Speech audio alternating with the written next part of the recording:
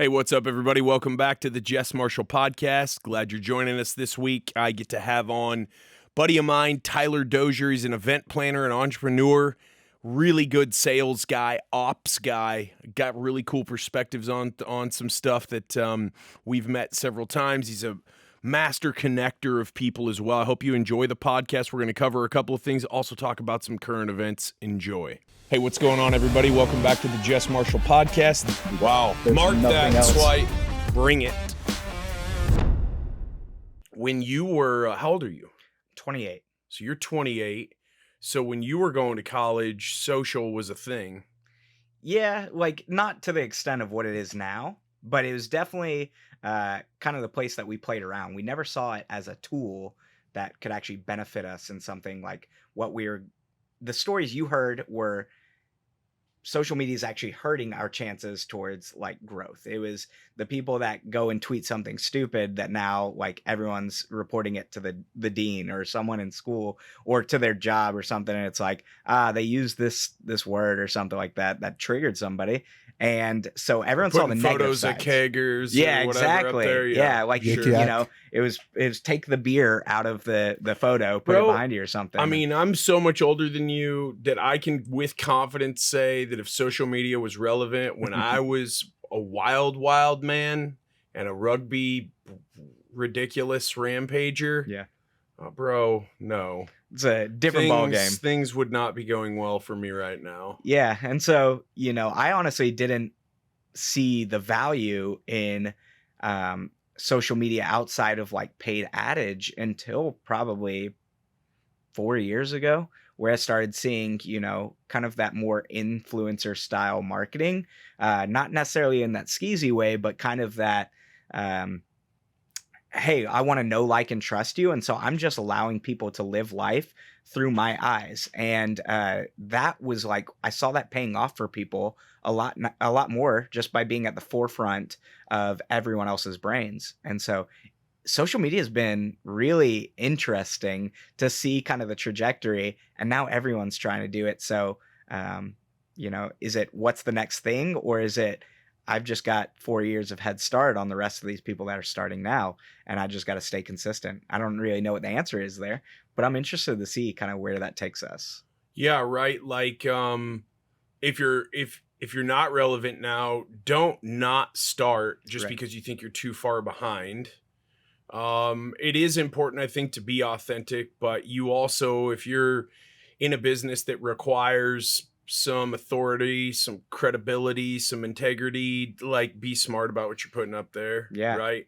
But then also, what is the next thing? I think the next thing is more in-person this type of stuff, Right. where you feel like, well, I don't know if this is having the same impact that if I was a social media influencer and one post got me 100,000 views and 500,000 likes, is meeting with one person for 2 or 3 hours and figuring out how I can help them and they can help me.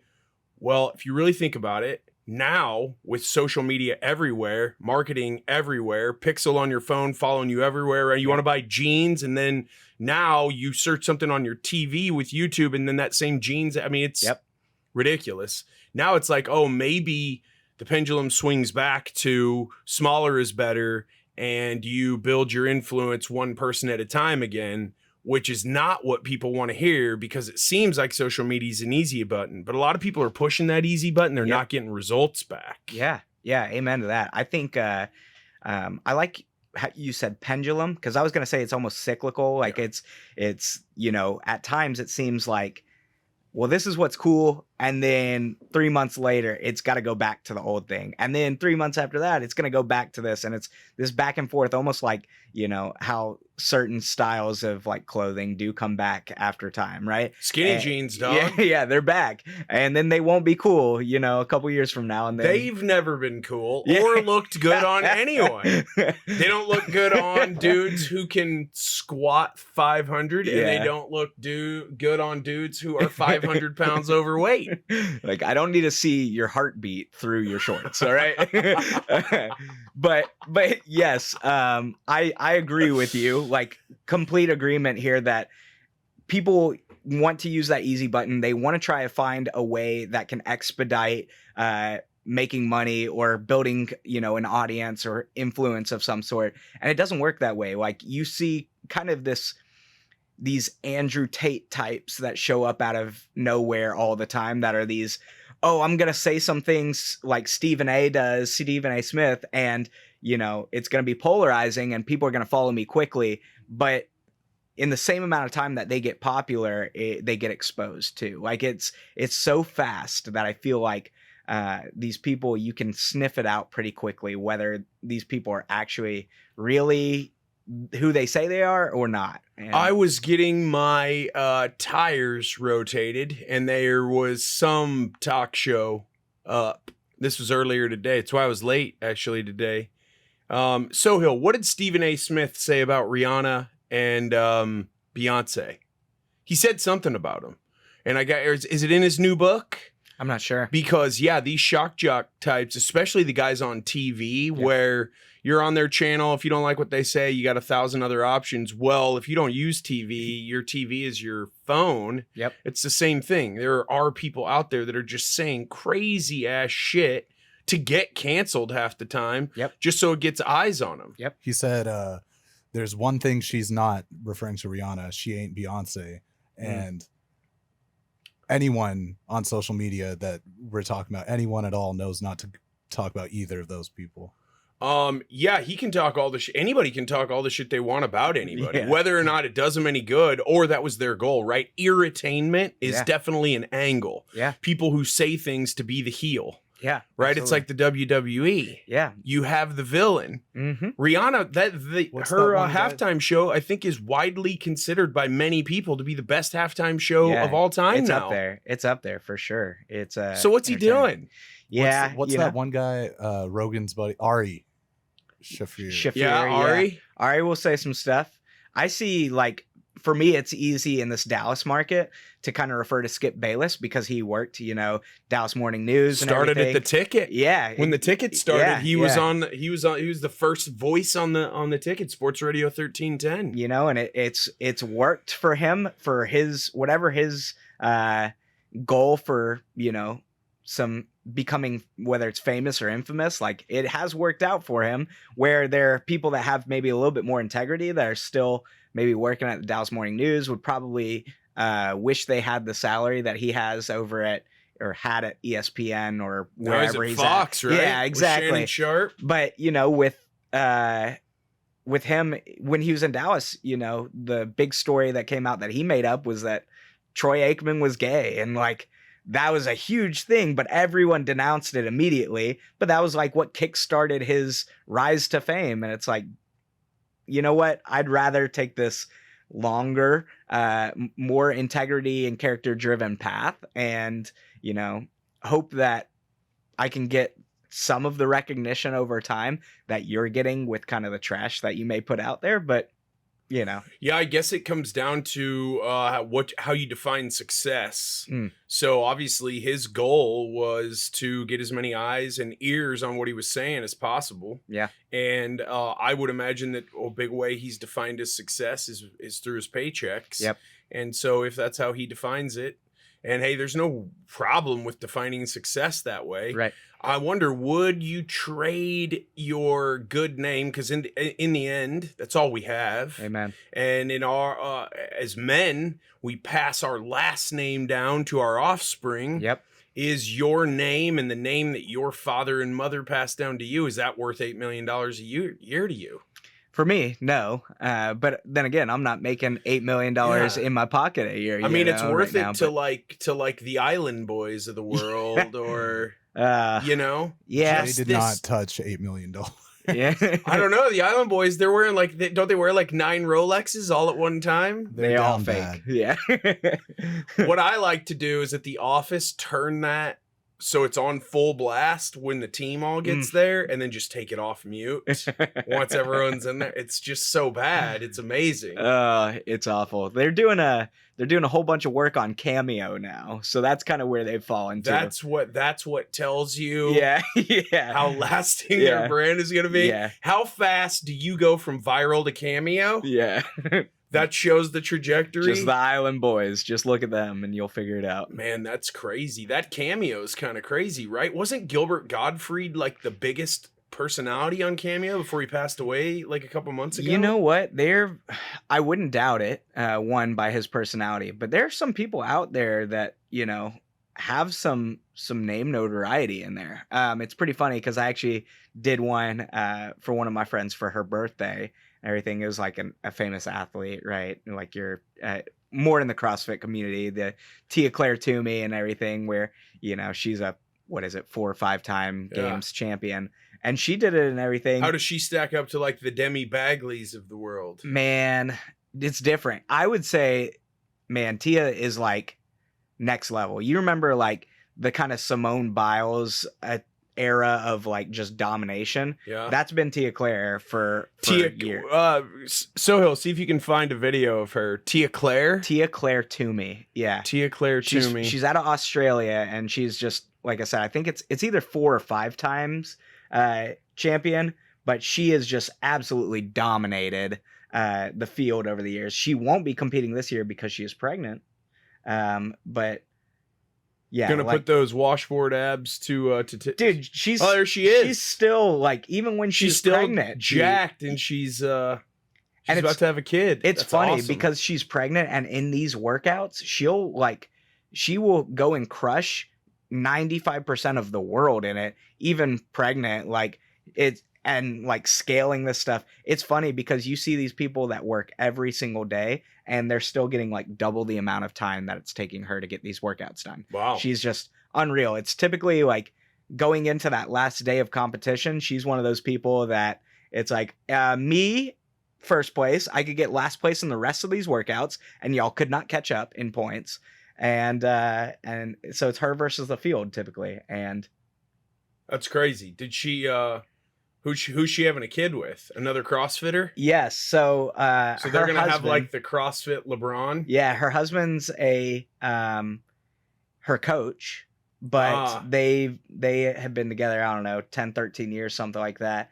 But her husband had also been like a games athlete and everything too. So they're pretty ridiculous. They're super impressive. She won in Rio at the Olympics a few years back. I think she was a silver medalist in Olympic weightlifting.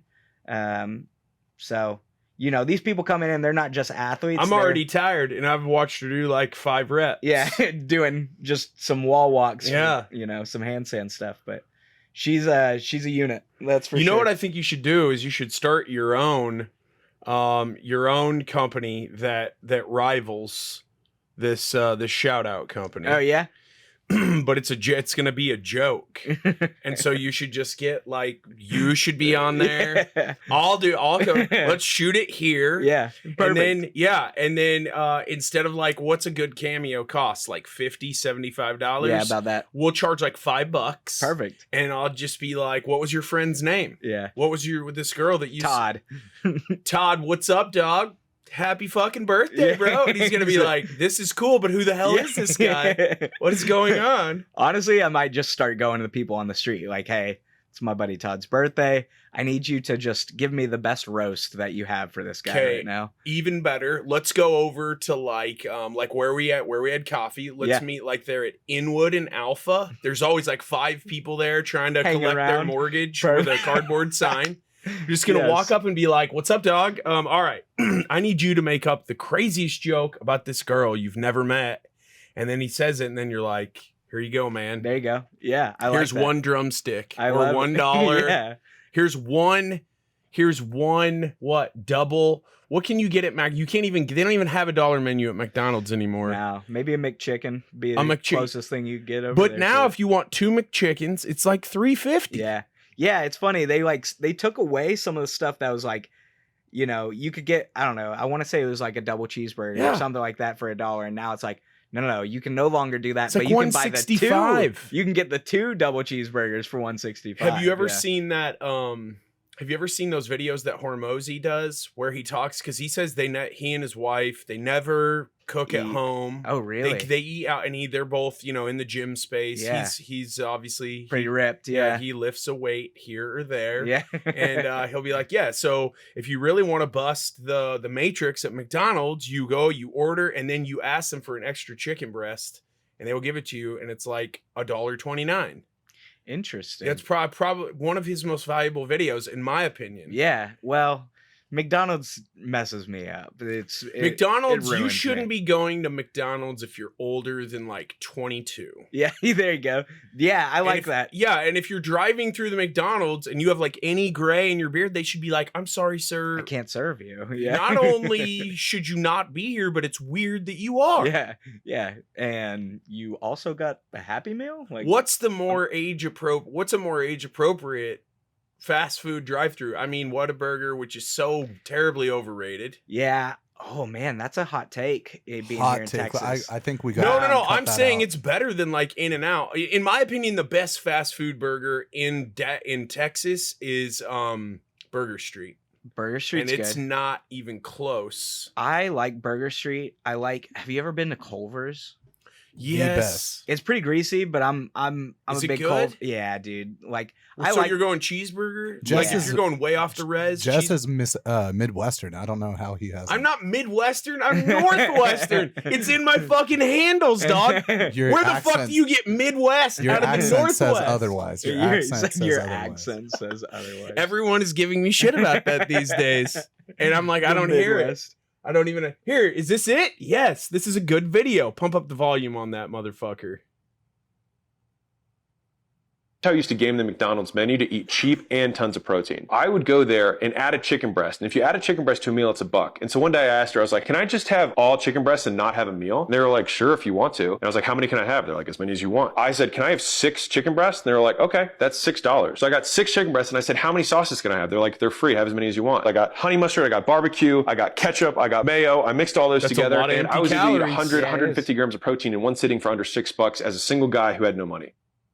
Interesting. That is unhinged. So Why is that unhinged? Because at McDonald's, bro, that's not chicken breast. He had Yeah, no money. that's- He still has no money. He can't even pay a barber. Look at him. Yeah, he looked like Forrest Gump after he ran. He really does. far. Yes, he My does. question is, what He looks like Moses, bro. is he getting like the McChicken, like breaded chicken breasts? No, I think the chicken salad chicken breast. Here's the problem. McDonald's has done away with the salads. They no longer have Really? salads. Can you get anything grilled there? I don't know. That's what I was wondering. I was like, it makes sense if they had like a grilled chicken sandwich, but I don't know that they do. You know what sucks, man? And this has become very true recently. I think it's for a couple of reasons. I will go out, like went out to Easter, like lunch dinner. Yeah. Went to a nice place. It was not a positive experience. The food was actually pretty reasonable, but it was so loud. Yeah. I got shoehorned into this booth. Yep. I had no elbow. I mean, I need elbow room. That's why I love Texas. Right. There's right. just Everything's elbow. bigger, right? Just get the hell away from me. But now there's see, There you man, go. there you Sorry. go. That works. Yeah, That works. You could do that. They I mean, inject that shit with sugar syrup. I promise you. Yeah, you're probably right. Oh, I mean, that's not grass No, fed no. pasture raised chicken. Yeah.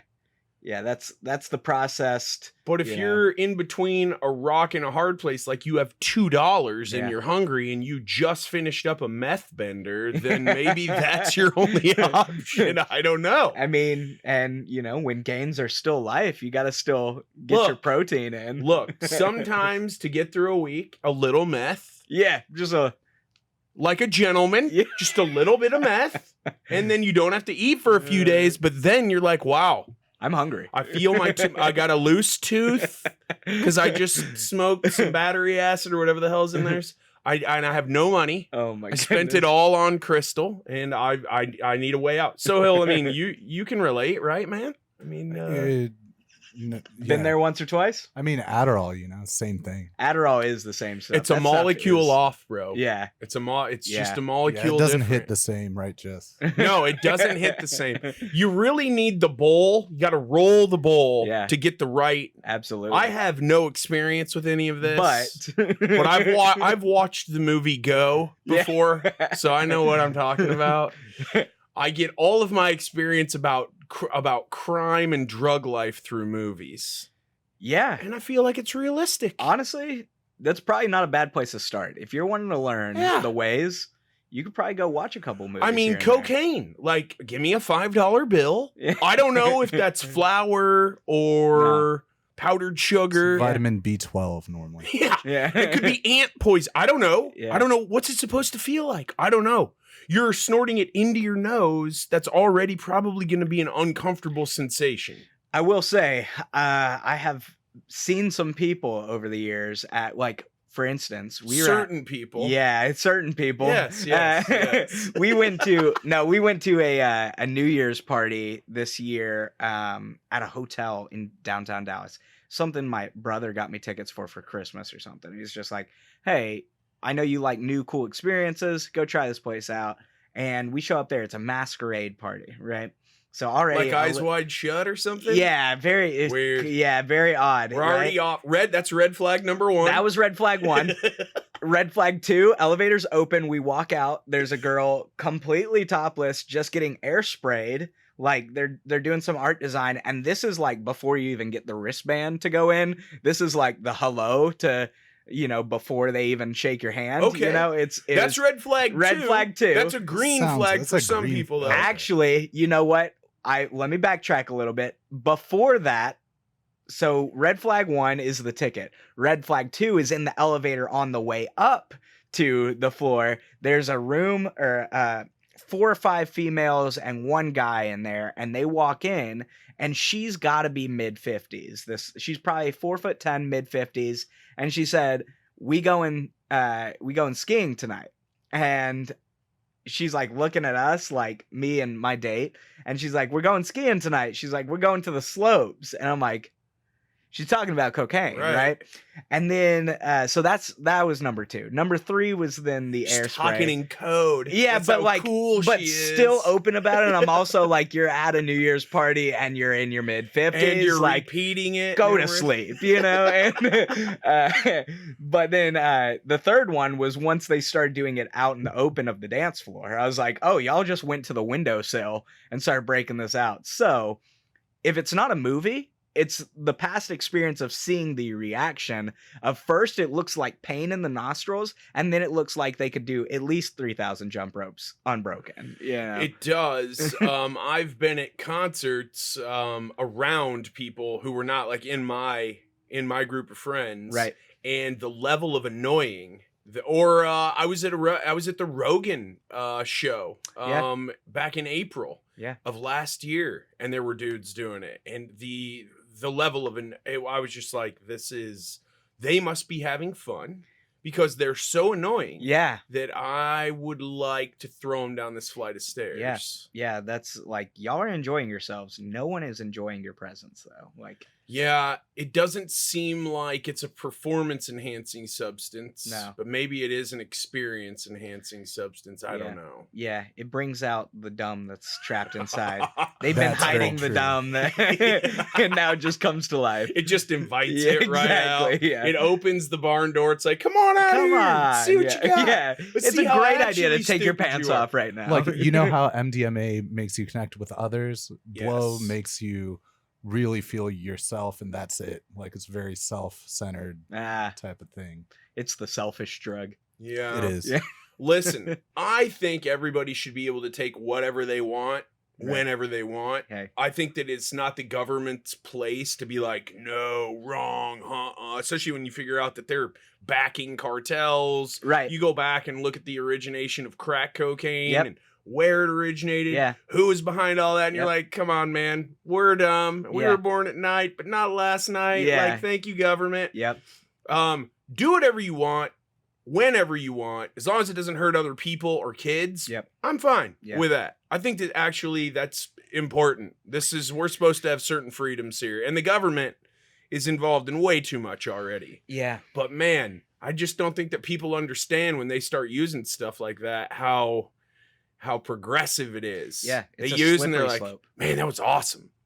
And then go try to use the same amount again. They're like, that wasn't as awesome. I Yep. want it to be awesome. Yep. And then you hear the stories. Dude, it's tough. I've been the friend in the friend group for a lot of different people just because I stay so well connected. I would say, like, growing up, it was like nobody was a stranger, right? And so unfortunately, I've had a lot of friends that have like really dealt with bad addictions, and it is like, it's wild how this one day, you know, I won't say any names, of course, but like I had a friend that she was working 3 jobs. Like she always had a plan, right? It was always very linear of like, this is the path that I want to take here. I have my stuff together. And we were like, 17 years old, and she's working 3 jobs and also going to school, also doing night school to get like ahead in college while we're still high school students. And you're like, man, she's got like the world in front of her, like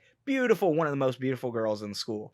And it takes one boyfriend to start getting you into something over time that like now she's been in and out of rehabs and sober livings and like halfway houses and all this other like stuff over the years that she just cannot get away from it. And it's wild that it's like, having had that experience, having some friends that have really dealt and struggled with some of those things, at the end of the day, there's only so much that you as friends and people and family can actually do, that they still have to ultimately make the decision for themselves to stop it. And so I am in agreement that I think like decriminalize it, or like whenever it comes to just about any of these drugs. But this sounds awful. Natural selection will take its place. Bro, at the end of the day. Look at how many fat asses there are. Yeah. Yeah. I mean, there's a lot of people that aren't killing themselves with Yep. cocaine or heroin, but they're killing themselves with McDonald's every day. Amen. And they're making a conscious decision Yep. to not go get their food and make their food. Yep. And they're driving through and they're taking the easy way, and they're addicted to like that shit because Yep. there's all kinds of sugar and all that. Yeah. And they don't even realize it. Yep. Natural selection is making the decisions for a lot of people. Yeah. It's just the way it is. Yeah. And so, like over time, a tough conversation that our friend groups have had to have is like, we've done everything. We have gotten family involved. We have almost at times, because we have this love for these people, almost enabled some of these, these addictions and whatnot. Like, hey, I'm in a really tough spot. Can you just like, buy me a meal here or pay for my night at the hotel? And it's like, every time I do that, I feel like I'm probably pouring more into this addiction. Like, you really need to hit rock bottom at some point. You can't let people keep building you up if you're not going to do something for yourself. Because at the end of the day, then it's like a disrespect to us. You're almost slapping us in the face. Now, I don't want to make it about me, but like at the same time, you have a decision to make. You know that you don't want to be in this. You gotta like help us help you, and I know Is that's she still struggling? She is. Yeah. So you got to tell her next time you talk to her that she needs to do a little research about a couple of these resorts or health centers that are in like Mexico, Costa Rica, where she could go get ibogaine and DMT treatment. And there are people who've been hooked on hardcore drugs forever, who've tried everything, spent $500,000 on Passages Malibu or whatever the hell to go try some 12-step. They go try this stuff. It solves them. Dude. Psychedelics, man.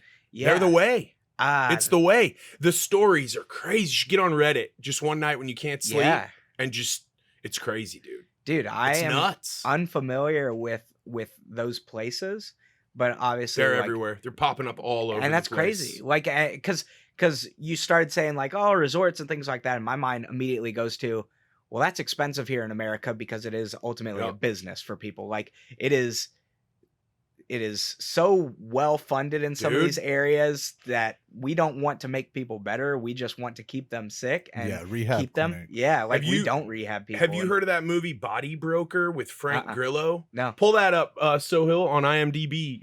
And the guy who played, I think he played Omar on The Wire. Did you ever watch The Wire on HBO? The Wire's incredible. The Wire's the Love shit. It. Yeah.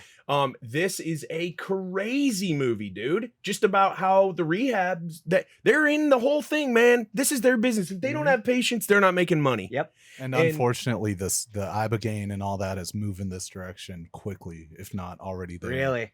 Yeah. In America, yeah, for Yes. sure. Yeah. For the past like 5 years, 10 years. But you Just can go just monetizing over it the all border. Well, okay. Sohill, you said unfortunately just because like the rehabs are going to start using it and well, charging the insurance ibogaine companies.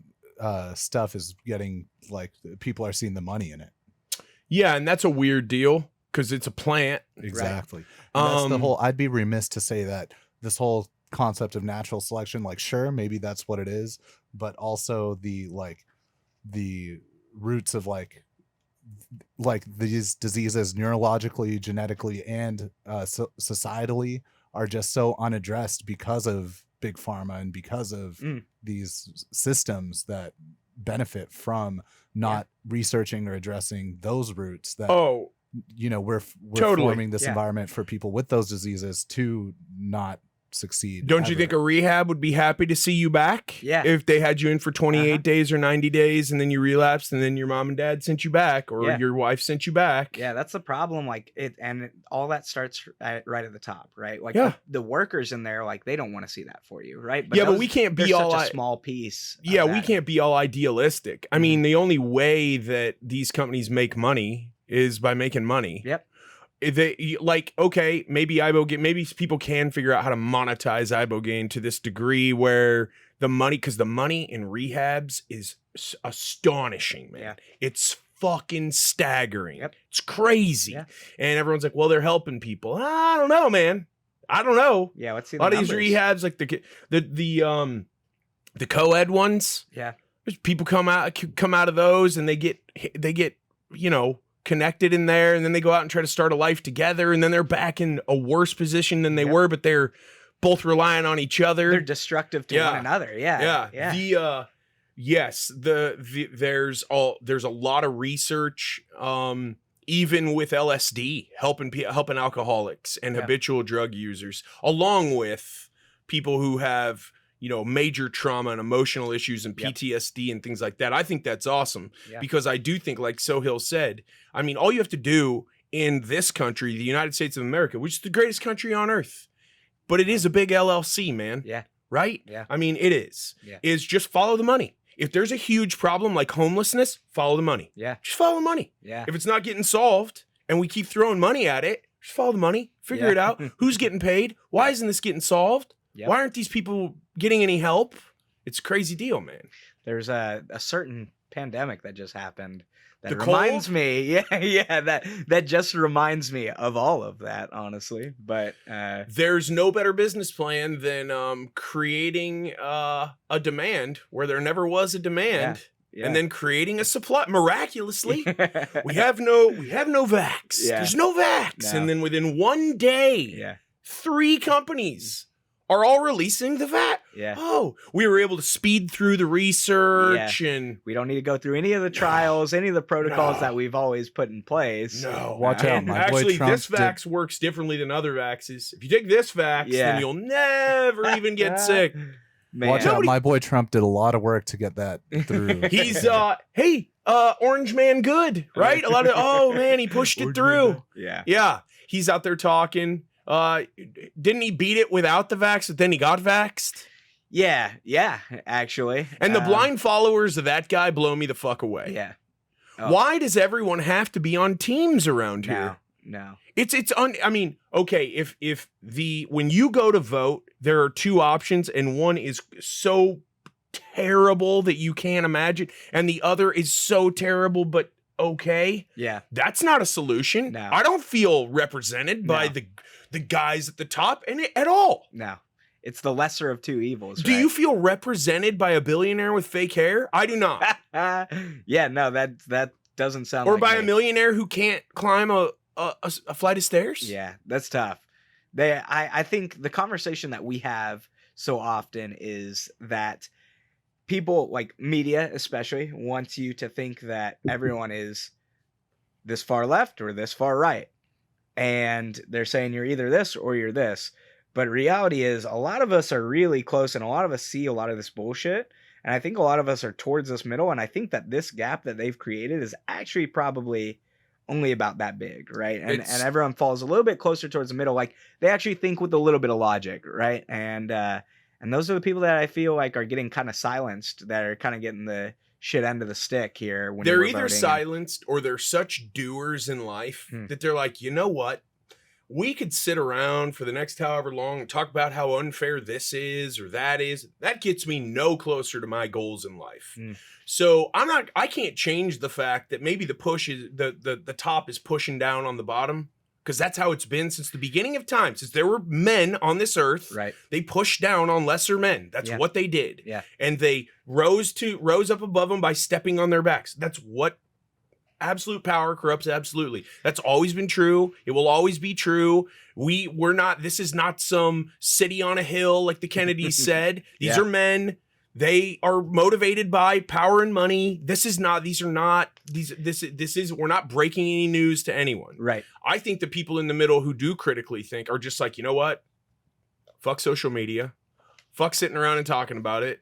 Fuck cross-dressers at elementary schools. Right. I'm going to homeschool my kids, start my own business, employ a bunch of people, help a bunch of people, make my way in the world, and I'm going to go after my goals and dreams. Instead of talking about it, I'm going to be about it. That's what I see, especially where we live. I love that, though. Like, it's funny, 10 years ago, I would have never thought myself to be the person that would think, oh, I'm going to homeschool my kids. And now it's like, it almost seems like that's like the only option for some, like private schools. There's still some good stuff there, or some even like some charter schools, things like that. But I never would have thought that I was always, because I worked with a lot of homeschooled kids and everything. Whenever I was coaching and training and things like that, I worked with so many of them that I'm like, y'all are like a different species. Like, y'all are some interesting cats over here. But now it's just gotten to the point of like, well, do I trust my future children and my future children's education and my future children's futures to some stranger that's like just kind of buying into a lot of this indoctrination and everything? Like, my best friend, he's moving from Colorado because he's been out there the last 7 years, and he's a youth pastor, but he's like at the point of, dude, it's ridiculous. Like, all of our schools, you know, it's so one-sided in what they're wanting to teach now, that there's almost like no just absolute truths in what they're teaching in our kids' education. And so he's like, we're just going to homeschool. Like, we're going to move back to Texas and we're going to homeschool. And, you know, he's a critical thinker, and he's actually a little bit more liberal than like what I am and everything. He probably falls more towards your like, he would consider himself an independent, but he's more liberal in his beliefs. But he's like, there's a line that it's just gotten so ridiculous, like in Colorado, that like people don't see how silly they're being. And it's very interesting to see, because again, I didn't see that self for myself, you know, or see that for my kids in myself until just probably the last year and a half or 2 years. So you want to have kids? Yes, absolutely. Yeah, I do too. I don't yet. Okay. My parents are in the private education sector, business, homeschool, university style homeschool. Like, you homeschool for 2 days or 3 days a week, and you come to campus for two or three. You get direct assistance with things like calculus, physics, things like that maybe the parents aren't good at. Yeah. Here's my problem with people who argue from the other side, because I don't know what I'm going to do with mine yet. Yeah. I'm going to see where we at. I might be in some cave up in the Yukon for all I know. Yeah. You know, I don't know. I'm not going to make a decision now. And but I do see from both sides. So the people who are against that and who just rail against the school system are like, well, you pull your kids out and you educate them yourself, you're not making a difference on the school. And that leaves all these other kids in there with all these other parents who can't afford. Wrong. How are you managing your money? Yeah. Truly, how are you managing your money? How important is it to you that your kids are learning things the way you believe that they need to? And I am 100% against government-funded schools. Yeah. Now, people from the other side, and I'm not on a side, I am independent. Right. I might be somewhat libertarian, but I'm not a Republican by any stretch. Right. I hate all politicians, every last one of them. I'll pound my fist on the table for that. I mean, for real. I see a lot of laziness. I see a lot of, well, you know, I got 3 jobs. You know, I need that school lunch. Yeah. I mean, you want to pull those schools, and I see a lot of people who just say, state, take care of my kids. And in my opinion, that's where the church comes into play. And I don't see that a lot. Yeah. I see it sometimes. Yeah. Where's the church solving homelessness? Where's the church solving education issues? Where's the private sector rising up? Yeah. There's all this laziness of people pointing. Government shouldn't be doing that. Government shouldn't even be in that business, Yeah. man. Yeah. They should be protecting our shores. I love That's it. about it. I agree with you. And then everyone wants to complain. Well, Biden. Well, Trump. Look, man, you elect the prototype to be the president of the United States. He's not solving problems at the grassroots level. Right. The changes don't happen from the top down. Right. The changes happen down where the rubber meets the road. Yep. So are you going to actually put your money where your mouth is? And instead of bitching and moaning that it's the president's fault, it's the school board's fault. I don't know, man. Why don't you do something about it? Yeah. Why don't you find some like-minded people, band together and say, we're going to start our own school. We're going to pool our own resources. We're going to educate our own kids. Yeah. And then maybe when they graduate, you say, you know what? I don't know if secondary education is the way to go for my kids. I don't know if $200,000 of student debt is what I want my 23-year-old kid to walk out of school with. I don't know. How about, instead of complaining about the problem, solving it? But a lot of people don't see that it's solvable in little ways every day. Yes. Yes. This is a bad problem. Someone needs to solve it. That someone's you, bitch. Yeah. No one wants to take responsibility, and no one wants to put their boots on the ground. You know what I mean? They like, nobody likes to say it, like you said, it's finger pointing all the time. It's someone else's issue. This is your fault why things are this way. It's like, no, we all have the choices every single day. It's how much do you really care about it? Well, and this is the beauty of the country.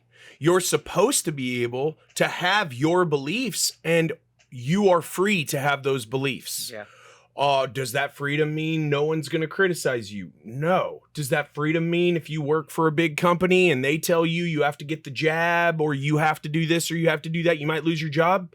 No. But you're not going to prison for it. Yep. It's not communist China. Yep. It's not the Soviet Union.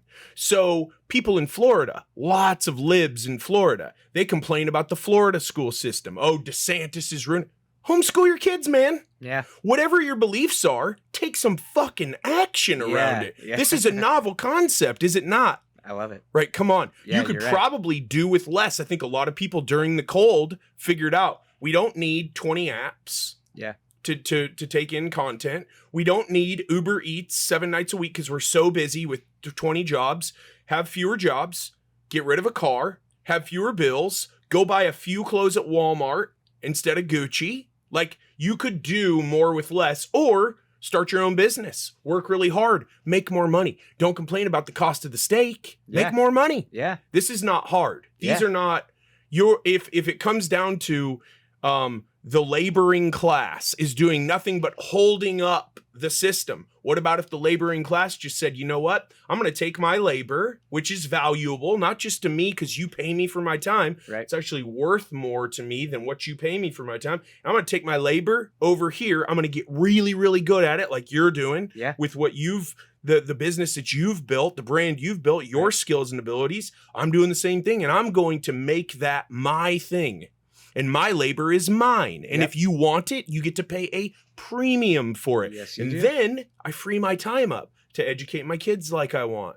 Maybe one year I say, kids, this year our curriculum is we're going to learn algebra and we're going to visit every state park in the country. And we're selling the house, we're getting a motorhome. I don't know. Yeah.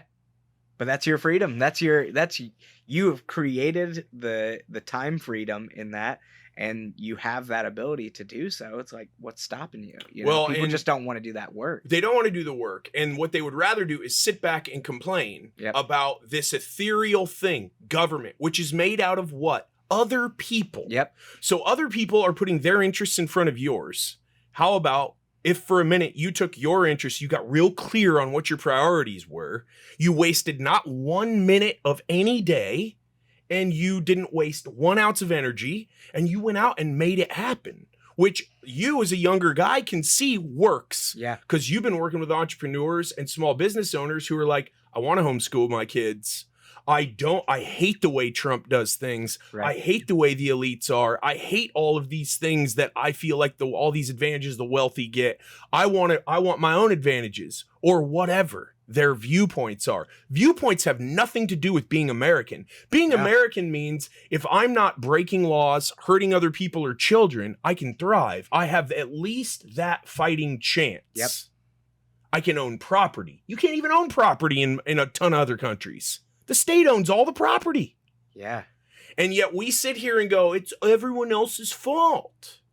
Come on, man. There's opportunity everywhere. There's opportunity everywhere. What if someone super smart, way fucking smarter than me, someone with education roots, said, you know what I'm going to do? I'm going to start a school system that's a la carte. You don't want your kids to learn history from the public school that way, or you don't like the way Texas history is written. You grew up here, Texas? Yes. Mm-hmm. Texas history is a big thing here, right? You learn history, but isn't it for like a year? Or do you also learn Texas history? Yeah, it's like you get world history, you get U.S. history, you get Texas history. So what if you don't like that? Yeah. What if you think, oh, this talks about the oppressors and I don't like the way that... Then teach it the way you like it. Yeah. Like they're your kids. They're your responsibility. You made them. Yeah. Now, are there kids who have no parents who need help and guidance? Yes. And that's where the private sector steps up. Men like you and me go, we need a better foster care system. I just had Heath Evans on a couple weeks ago. He's out to revolutionize the foster care system in the state of Texas. He moved here from California to build like a foster care compound to help kids out. He has a heart for it. It's awesome. Love it. Man, if you want to make a change, you have a fighting chance here to make a change. But you know what it's going to take? Energy and effort. Yeah. That's And all how- it's going to... I mean, there are other things that come with it, but that energy and effort goes Well, that's so where it far that starts. people don't want... But people don't want to... don't want to put in the effort, like mentally, physically. They don't want to put in the energy that it takes, and it's a shame. But I've seen people who are honestly not very smart make a ton of money and live the life completely, like live life on their own terms and live life that the way that they dreamed of it, and they have success the way that they dreamed of it, completely just by doing and having energy and effort into what they believed in and not giving up on it. And so many people, I feel like we've lost, not we, but I feel like there are people in not just America, but all throughout the world that have lost resiliency. And I think that's something that I don't know if it's taught over time. Like, is that forged through fire? Is that something that like parents teach you some sort of resiliency, or the village around you? Like, where do we get that? Where can we get more of that resource, of that resiliency out in the world, so that we can have more of these people that, you know, can build something from nothing, or what everyone else sees as nothing? Well, I think a lot of people think that there's two types of people in the world too. There's leaders and there's followers. And I totally disagree with that. I think that there are all leaders. I think everyone should be leading. If you're only leading yourself, lead yourself. I like that. If that's all you're doing, lead yourself. And if then you go follow someone with better ideas and you're like, man, I don't have the energy to even think about how my kid is being educated, something has to be wrong. I don't know, man. Take a look at your standard American diet. Take a look at how much you're drinking. Are you smoking? Are you eating McDonald's? Yeah. Are you buying all your food? Are you cutting out staples? Are you getting the energy? I think a lot of people don't really realize how bad they feel until they start feeling better. And sometimes you don't know the better way. Yeah. So it's about getting around other people. You're like, man, that guy or that gal, they got to figure it out. What are they doing that I'm not doing? I bet you walk up to somebody who's further along in life than you, especially where we live in Texas, where everyone's friendly, and you go, hey, I really admire how you're living your life. Like, what are you doing? They'd probably be like, yo, come over. We're having a barbecue in 2 nights. Yeah. Come over, bring some potato salad, and we'll talk about it. Yeah. And maybe you walk in and it's a bunch of Scientologists. Or maybe it's a bunch of Presbyterians. Or maybe it's just a bunch of free thinkers. Or maybe it's a bunch of, I don't know, education folks. Right. You don't know. You don't know if you don't get out there. You don't know what you don't know. Yeah. And having an open mind's the biggest like hidden weapon in the world. Yeah. And I feel like that is what social media, mainstream media, marketing is all trying to it's all trying to split and bifurcate off from us. Right. Don't think for yourself, Tyler. Yeah. No, you want those Air Jordans. Yeah. And you don't care what it's going to take or if another bill has to go unpaid. That's what you want. That's what you need. Those are nice ones. Thank you. Thank you. Apparently that movie is rad. Yeah, I heard it was incredible. I did too. Yeah. That's on the list for sure. It's like a 96 and 95% on like the audience and critics score. And apparently Affleck went to Jordan and was like, so man, I don't even know, like, where do I start? Like, who do I get to play your dad? He's like, don't worry about that. It's my mom. You need to get Viola Davis to play my mom. Nice. And Affleck's like, we have no money. We have no budget. But they just started going to people and being like, this movie is going to be badass. Do you want in? I love it. Yeah. Did he direct it as well? I think that it was produced through that Affleck, Matt Damon effort, whatever that's called. I don't know if he directed it. He's directed some incredible stuff. Argo was great. Dude, Argo is awesome. Yeah, really. Affleck directed it. He directed Air. Did he really? Jason Bateman's in it. That's the only reason I'm seeing it. Good old Bateman. I like Bateman. That dude's my favorite. Yeah. It's supposed to be the shit. It's supposed to be hilarious how Affleck plays Phil Knight. Yeah. He's just real over the top with it. I love it. Like the hair and all the 1980s cars and clothes. Yeah. The big thing that they had no budget for was the music. And they went to all of these different artists' bands and they were like, listen, we can't pay you for the rights, but if you'll let us put this song in the movie, we think you'll see a big time uptick and resurgence in the popularity. And they were like, okay, we're in. Interesting. I agree. Interesting. Yeah. Kind of a bootstrap story. Yeah, but like, isn't there beauty in that? Like literally just have the will to go and like sell yourself and say, hey, like we're going to make this happen. And people are like taking a flyer on it. And it's a weird deal though, because you're too young to remember when I am. Really, to remember when Jordan was a rookie. I mean, when he was drafted, he was drafted third. Yeah, the part about that guy is apparently a big part of the movie. Gosh dang it, what's his name? That dude on the left who's big. Sonny Vaccaro. Yeah, Sonny Vaccaro. He was a big gambler, hustler. I think he worked for Adidas for a long time. Really, and then came over. Yeah. But this article is talking about how. So like the movie kind of parallels what Damon and Ben Affleck are doing with their company is like sharing profits with the talent. So sharing like revenue, that's pretty cool. That is cool. I think that's an interesting narrative. We live in a capitalist economy. I think profit sharing is an interesting talking point. I think their success, whether that works, will come down to whether or not they put out a good product. Right. Whether or not they're able to sell that idea. Right. Can I sell this idea of Viola Davis, I'm not going to pay you $20 million. I'm going to pay you $3 million, and then I'm going to give you a profit share of the movie. So we can make better movies. No one's making movies if no one's going to watch them. You make a movie to make money. It's very mutual. You know what I mean? Like, what's the causation or like the correlation between the two of them? Is like, are we going to make all this more money because Viola Davis is in it? Or, like, if I pay you $20 million, it's still going to do really well here, but it's going to completely eat into the quality of the product, right? So I'm able to create a better product.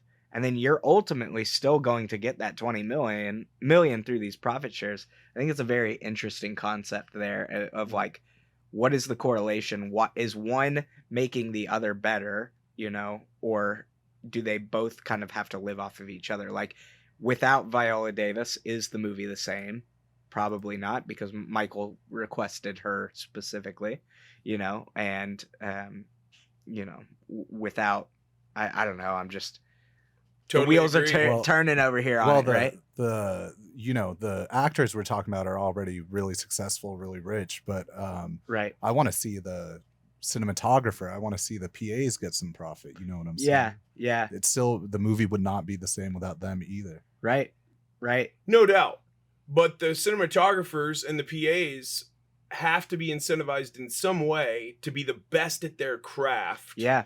That they're the ones who get the opportunity, or they're the ones who get special requested. For sure. And that's Right. what's apparent in the art, right? In the final product. That's what the problem with making movie for money or making art for money comes down to whenever we talk about capitalism and art. Damn, you are so on. You are so on Well, about that. true. I love that. Like, there's not the incentive because everyone's already gotten paid. It's Well, like true, what you but see you in- see a lot of conflict in that with artists. Yeah. Musical artists, actors, visual artists. Well, Well, I love we this have this- art, and I'm an artist. We have the studio system, right? That's just totally sidesteps, independent creation and meritocracy. Yeah. Well, but There's no earn it. No, but you can't legislate that. It's No. got to be. You've got to have people. Maybe it's through collaboration. Maybe social media makes this even more possible now, where a bunch of people get together and they're like, we want to make this story into a badass movie, but we don't want to make it on one of these big studios. Yeah. Where only a few people profit. That, again, you have a fighting chance to do that in this country. Yeah. So go do it. Don't bitch and moan about it all day. Go do it. Go Yeah. get a bunch of people together. Maybe it doesn't work because the story's not good enough. Go Yeah. find a better story. Yep. Maybe it doesn't work because you don't have like a central figure with the energy to attract everyone to the project. Go find a better central figure. Yep. That's the point here. The fighting chance that you have is not a fighting chance that many people Right. anywhere else have. We're so blessed and should be so grateful about we have this leg up. It's a huge leg up. If you travel to other parts of the world, you look around and go, my God, I had no control over where I was born. Yep. And where I was born is going to very possibly determine the trajectory of my life as long as I control all my controllables. Yep. And, your background in working with small business owners, entrepreneurs, seeing people who want something better but don't know where to start. Yep. Right? Isn't that kind of what ends up happening? Yeah. You're on social media, you're looking around, maybe you see a friend and he starts tagging someone who's like, I decided to open my own boxing gym and now I'm selling neckties out of the back and we're making so much money and I can't Right. believe it. And this person helped me create a sales funnel. The hell's a sales funnel? And you go over, you look and you go, whoa, I didn't even know that was a possibility. How can I do that?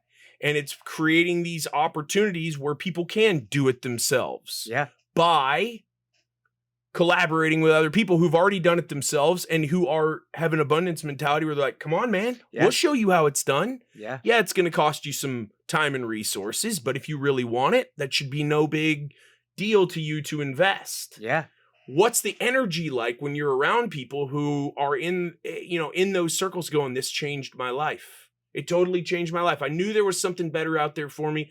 I took the leap and it's changed my life. Is that something that's been super fulfilling for you? Has it been too few and far between hearing those it's changed my life stories recently? You know what? I get a lot of them. I get to hear so many of them. And it is continuously inspiring, honestly. It is it really makes, for me, just I could throw out some names of like the things that I was doing, like within, let's just say, the Apex network, right? And working within that, you get to see so many success stories that come out of that, because not necessarily like was there really good content that's coming out of the trainings and things like that? Yes, but what elevated people was that they saw other people, getting a little bit of success. They started surrounding themselves with better people, and then they really just started to believe in the idea that they always had, and they just needed like people to hear them out when they say, hey, I have this problem. And when someone says, we went through that too, we've been through there, this is how we got out of it. That is all they needed to hear. They didn't even need to hear the tactical, how do I get out of this problem? They just needed to hear somebody has gotten out of the shit situation that I'm in right now. And because of that, that's where I get to see a lot of the success stories come from. It comes from a sense of belief, not necessarily like, oh, I got the golden ticket over here. Like this guy just gave me all the blueprint to make success happen. It was okay, well, when I was right on the front doorstep of giving up, now I'm going to keep pushing forward, and I'm going to continue to educate myself and have that sense of curiosity to push further and learn further that I may not have had before. So, the energy is great because I love getting to see people that are like, they're taking kind of life by the horns. They just grab it and they say like, this is mine to be had, and whatever I want out of it now, I can go make it happen. And it's just sweat equity that, you know, it's going to take to put that together. So I love being around those circles because it's inspiring to me, and it shows me the biggest thing that I could take from my time of, you know, being around that Apex network was that there's so much that's possible out there. Like, you know, funny enough, there are dudes that are selling sex toys making millions of dollars that I'm like, I never even thought that like there's a person behind this that is the mastermind of that making this many millions of dollars. And they also have other avenues where they're educating people on sexual health and all these other, it's like so many okay, I thought you were just a dude making like fake wieners over here, and but honestly, like, you're teaching people sexual health and vitality and energy systems and things like that. You're just like, wow, you made money off of all of those avenues. Like, just being around those types of people, that energy is inspiring to the point that it makes you want to continue your education and curiosity and learn more about what's around you and what's in the world and people. Yeah, and you said something about 10, 15 minutes ago about how, you know, you've seen people who aren't actually that smart. Yeah. I think that we define smart and intelligent in such a narrow, confined, defined, weird way. Yeah. That they actually were fucking smart as hell. Because maybe they were like, you know, I don't know anything about that, but I know like 10 other people over here do. So Right. I'm going to go over there, figure something out. It's a deal that'll work out for all of us. Some of the biggest, best deal makers in the world, they don't actually have like this real granular, molecular understanding of No. how the entire organism of an organization fits together, and we Right. get the product from idea to actual marketplace. Yep. But they do have the energy, the wherewithal, the bandwidth to be like, yo, you guys have an awesome distribution company, right? Well, cool. I want to make this. Can you help me get it to market? Well, yeah, we can. We know this attorney over here. You should talk to that accountant over there. And then it becomes this awesome trade-off of energy where people who are like-minded in terms of, I know what I want from life, not just Biden good, Trump bad, bye, see you later. Yeah. No, because there's a lot of people who work really well in, hey, I want a better life for my kids. Hey, man, me too. And then the way you vote in the voting booth doesn't mean anything to me, man. Yeah. Are we pulling in the same direction for 364 days out of the year? Because if we are on that 65th day, we're probably everything's probably gonna be fine. Right. You know, and then you, like you said, you're in the foxhole together with people. You go, man, I'm having a really hard time with hiring and firing. Well, have you established core values yet? Yep. Do you hire and fire by them? Do you hire slow, fire fast? No. What does all that mean? Right. Well, when we started doing that, we had a really tough year, but we came out on the other side of it, and this, and this changed for the better. And then, like you said, you don't need the X's and the O's of the play. You just got to be in the same locker room with all the other players. Yes. Who go, welcome to the team. This is how we do it over here. We are super conscious. We're super, intentional. We take a lot of action around stuff. Yep. We don't just sit around. We have fun. We play hard, but we work harder. We try to live balanced lives, but we also all know that we're humans. Yep. Lots of us in here have made mistakes. We use those mistakes to our advantage. Yeah.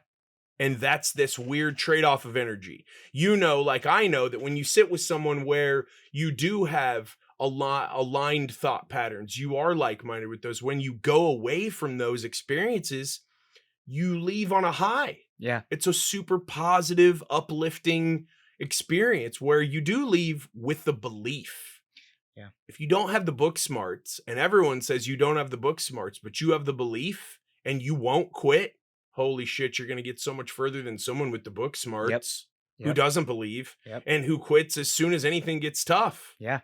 I mean, I'd rather go into an alley fight with people who've got scars Right. than people who've never even been outside when it's dark. I love it. You ain't winning with some straight-laced CPA. You got to walk in there with somebody who knows how to headbutt.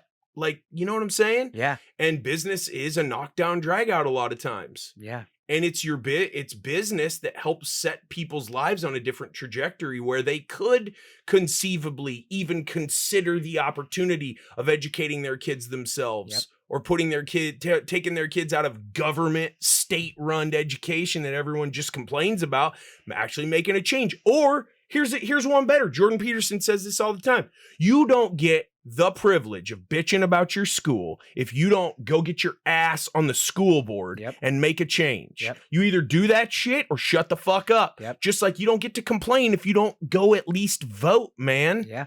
You don't. Like, come on. Be an adult about shit. You want change, you gotta go affect the change, man. Put your little fucking fingerprint on the planet. Don't just walk all over the planet and take and consume and complain. It's what it is, man. There's a whole lot of takers in the world, and we're fortunate.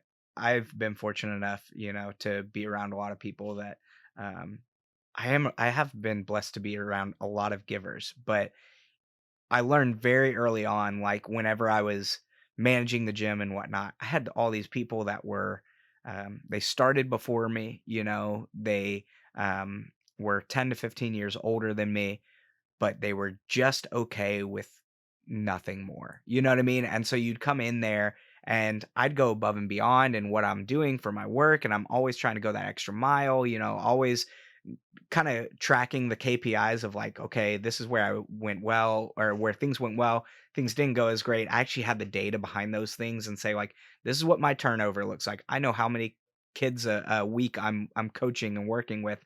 And you would see these people that they would know none of those things because they were totally fine with just living life. Like just, they needed nothing more and they would just show up and do their job. And they wouldn't do a bad job of it, but they would just do it. And they had no more ambition or curiosity. And I learned very early that there's some people out there that just like to complain. Like that is the only thing that's really like filling the rest of their life. They're people that are always solution minded and they have a positive outlook on things. There are other people that like to hear themselves talk and they like to complain, and they like, it makes them feel better about what the rest of their situation is if they can find something to be upset at each day. Because they're blaming. It's not inward. They're No. not looking in the mirror at any of that stuff. And they might tell you, I don't have the energy or the bandwidth or the wherewithal to make these changes. I would bet that if you for one day, let alone 1 week or 1 month, were conscious of every word that came out of your mouth, and when you started to complain, you reined that back, unless it was something where you really needed to talk something out with your significant other, or just the run of the mouth of, they suck, that sucks, Biden sucks, blah, blah, blah, blah, blah, blah. Fucking shut up. Yeah. Rein it back. How much more energy would you have to maybe actually, I don't know, control everything you can control for like 1 hour of one day? Try it. Gratitude's a superpower, man. Like that alone is a big thing of like why we start our days with that, right? Is that it gives you that energy to, that when I start my day and the first thing I look into is what am I grateful for? The rest of my day is like, well, from here on out, I know that I'm still blessed today. Like I know I still have all these different blessings that if all else fails the rest of the day, I still have this to fall back on because I started my day with saying, I'm grateful to be alive. I'm grateful for the people that have been placed around me. I'm grateful for this person and the things that they do for me on a daily. God, I'm thankful for, the sacrifice that you sent your only son here for us. So it's like, at the end of the day, if I still have those things and that's my foundation, then like, shit, everything else could go wrong. But I know that every time my mind goes back to those things I started with and I have the energy, like it gives me that positive outlook towards the rest of the day that, well, if that's rock bottom for me today, that I still have those things, then dang, I can just go conquer anything ahead of me now. And wow. Has that gratitude practice been something that, how long have you been doing that for? Honestly, I had never heard of it until I started working in Apex. Honestly, like I'd heard people like, oh yeah, like you got to practice gratitude. And it's like, yeah, great. But the power of going into a journal or like typing it into your phone and doing that daily and writing that stuff down has been elementary, like, or it's been like fundamental for me to go in there and actually write the stuff down, because there I have a million things going through my head at all times, right? To take the action to actually write those things down and then look at that and be like, well, why are you, by seeing the word, it makes me think deeper, right? Okay, I put that I'm thankful for, my family. Why though? Like, what about your family made you write that there? Okay, well, it's this and this and this and this, and like, they've protected me, they've taken care of me, they've been there for me throughout. And so you start your day with this just level of positivity, and it's only been something that I've been practicing for a few years, but it's night and day difference, because it was something that I was already practicing, but practicing it up here, and maybe practicing up here made it less consistent. It might be something, well, when I pray at night here, I'll throw some of that stuff in there. Like, instead of asking for something tonight, I'm gonna thank him for the things that he's given me.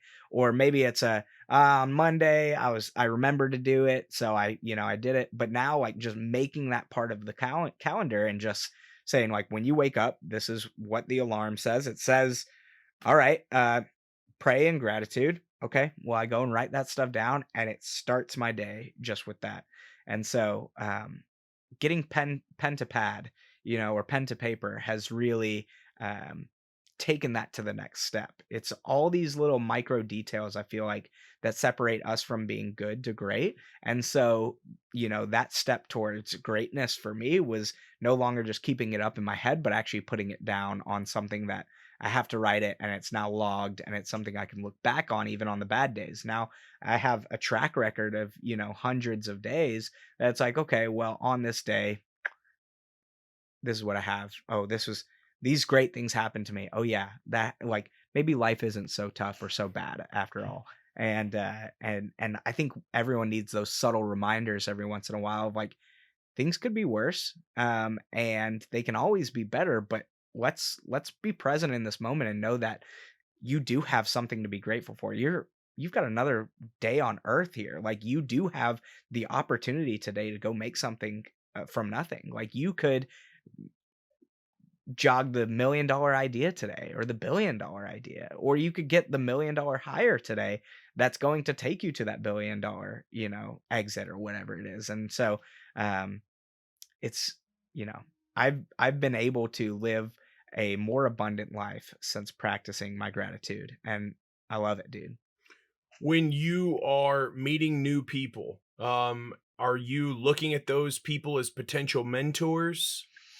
Are you, and have you learned in your life, have you learned more from a good mentor in your life, or from a bad anti-mentor? Ooh, that's great. When I'm meeting people, I'm almost always vetting them in some sort of way. Like, I don't want that to seem cynical at all, but I'm always kind of like reading people of, what are your intentions here, and over time, are you going to be a person of value in my life? Like, I don't want to sit there and take something from them, but also, like, I want to protect myself, my energy, my circle as best as I can, and make sure that the right people are in it. And so, I definitely look for some of that. And, but almost a motivator for me has always been what I don't want. Like, a more motivation for me is seeing the people that I don't want this out of my life.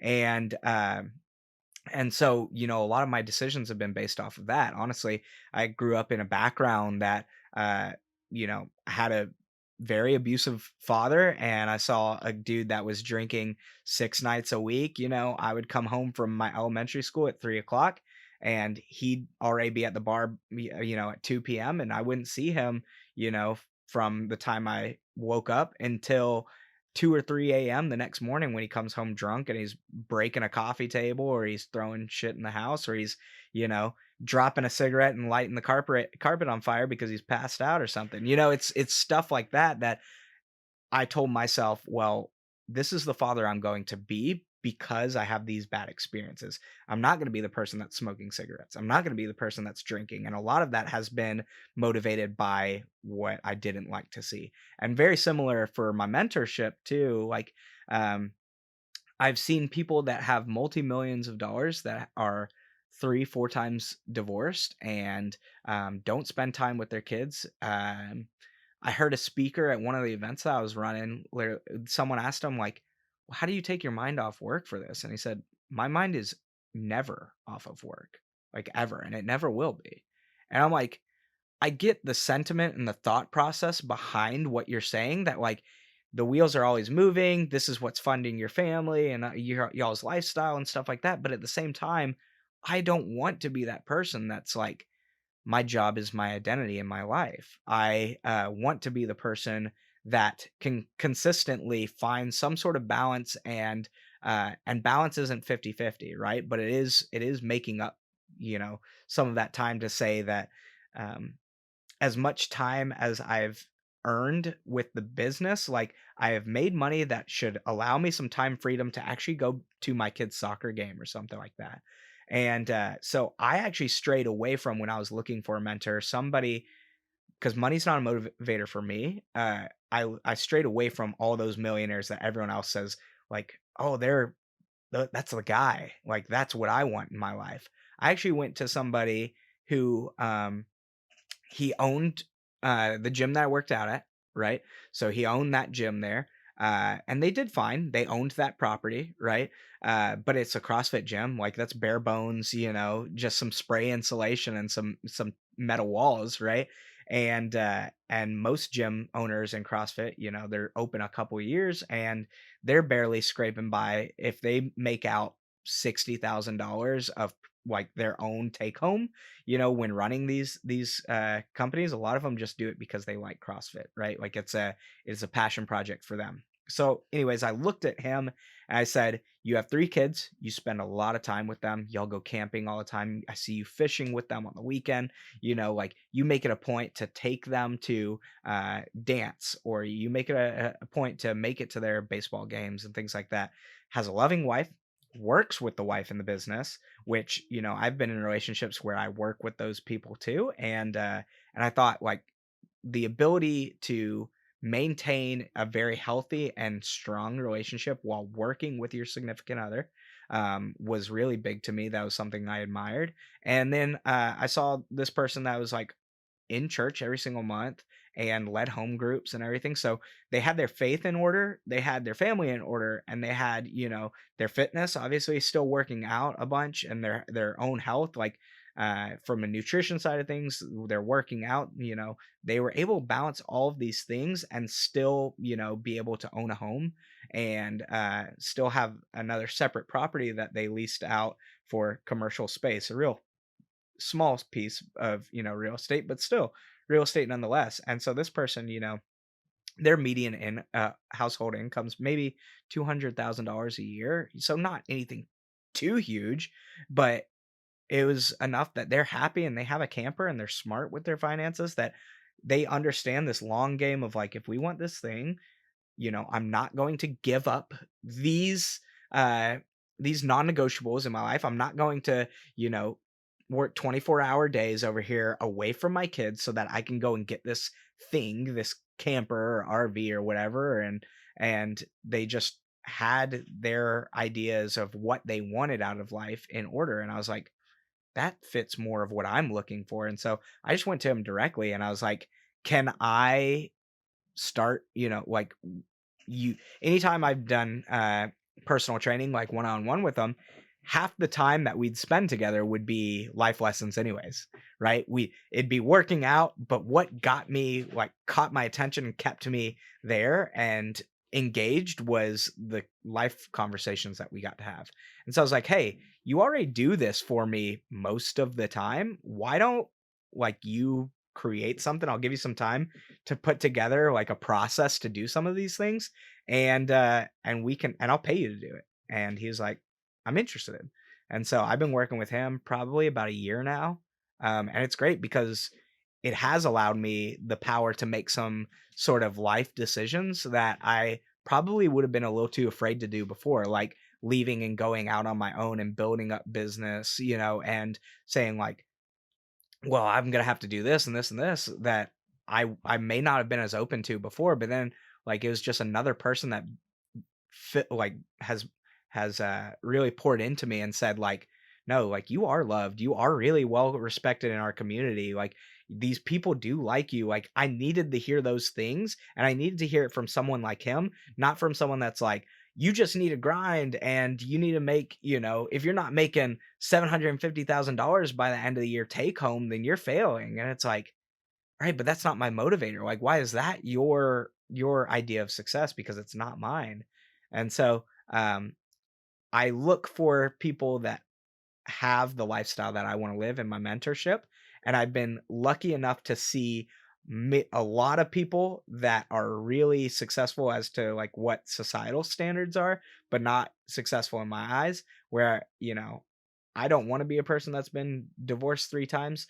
I don't look down on people that have, but I just don't want that for myself, right? Like I want to be that person that says when we make our agreement in marriage here, my wife and I are going to stand by that agreement, and we're going to push and fight through these things because it's not going to be easy. And so I've seen a lot of the bad, and that has been the motivator of saying like I figure out what I want by first seeing what I don't want. Yeah, right. So you were attracted to these key success indicators instead of key predictive indicators or key predictive index. Yeah. You're looking at these KSIs that are different for you. Yep. And how you're going to run the business that is your life. Right. And that doesn't line up with a lot of what we hear just belched out on social media, because the yellow Lambo and the huge house gets more views. Mm-hmm. So that's kind of more what a lot of content ends up revolving around. But you being in that business, able to kind of separate yourself from it, maybe get a little bit of an overview and just be like, well, you know, I want a full life, right, where my kids respect me, where I'm not so stressed out that I feel the need to be at the bar until 2 a.m. and then breaking coffee tables. Yep. And so then you ended up attracted to someone who was living that life. A lot of people think if I make a vision board and I write down what I want, then somehow I'm going to trip and fall into it. Right. If I manifest it, I'm going to own an airplane, but I'm going to work about 20 hours a week. And of those, like half are going to be hungover. Yeah. And the other, I'm going to party or whatever. And I'm not going to take care of my body or my mind. None of that's going to happen. You actually attract what you are. So if you want something, you got to be that to get it. Well, he probably was living that way, not to attract coaching clients or mentoring clients. Right. Maybe he just felt called to live that way. Maybe his dad was a better influence on him than yours was. I don't know. It's actually the opposite, right? So and it's a very similar story. Mm-hmm. Does he have a mentor who's similar as well? Yeah. Someone who he bounces shit off of? Yeah, so he's got a couple of different mentors, right? But some of them are vastly different than him, which I think is important too, Sure. to have those types of viewpoints and perspectives around you. But yeah, you're dead on, like what you are, because it's funny, we've had other people in our lives that like they know the both of us, and they're like, he's a great fit for you. Like, I'm glad that you chose him because y'all are very similar in the way that y'all think and the way that y'all approach and do action, you know, and do life and whatnot. And so I was like, man, like I didn't know that we were so similar until I started really working with him, and then getting to hear the similar stories of like, oh yeah, my dad's been out of my life since I was a real little kid and everything. And it's like, interesting, like how that attracted without me ever knowing any of that background, and him knowing very little of my background, how we ended up connecting. So that's interesting. When you look at the way personal or business coaching, mentoring, etc., can help people, right? Do you think people can be wildly successful on their own? Do you think that there are still kind of these lone wolves out there who who figure things out on their own, or do you really see this common theme of this like-mindedness, whether or not you're paying to be part of a network or an Apex type setup, or you're Right. paying a life coach or whatever, but maybe you are in a good church community or in a good gym community, or you've got an awesome Brazilian jiu-jitsu dojo or Right. whatever the gym, I Right. guess, or you've got someone who you used to work for who's a mentor you can bounce things off, who's a father figure, or maybe you have really solid parents. Don't you think that when you see, I see a lot of misconceptions about successful people. That guy's self-made. Yeah. No, man, that doesn't exist. No. And the older you get and the more you look out at the way people used to live, at the way they live now, at the different ways different people groups live all over the world, you're like, we're all connected.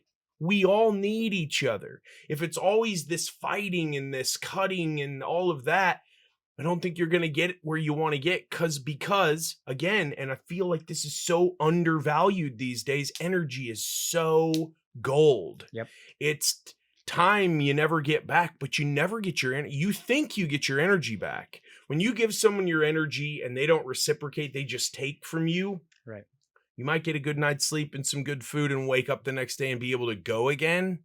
But that energy in that moment, during that 30 minutes when you were sitting with that person and their only intention was to take from you, is gone. You have sex with some girl who doesn't care about you, or you're doing it because you were drunk or whatever, that energy you exchanged with her, it's gone. There's a piece of you gone. Yeah. You go rip somebody off in the moment because you got desperate in business and maybe you made a bad decision and you made a mistake. It's gone. It's gone. You can go back and make it right. Right. But that energy is not as renewable as people think it is. Right. And I think that what a lot of people think when they don't understand what that is that they're looking at online with these gurus and mentors and life coaches and these masterminds and all of this is, we all do need each other, but there's different ways that different things fit. And maybe don't be ashamed of, I'm not attracted to 25 cars. Right. And the nightlife and I'm more attracted to, well, whatever it is that you're attracted to, pursue it, research it, figure it out, find out what is it about that's attracting me? Why is it? And I think that's something that I've come to realize. When I was younger, I was so independent. I had no one to even ask. There was no social media. There was nothing. The number of mistakes that I've made that I could have avoided if I would have even known who to ask. Right. And I didn't. I just had to go. I just had to do. My dad is a preacher. He's got a business background to a degree, but there were things in business I was doing that, couldn't really help me out with. And I didn't really have other people I respected. And I think now we have such resources at our fingertips with social media. We want to bitch and moan about social media, but if you use it as a tool and you make it work for you, it can do a lot of really positive things for you.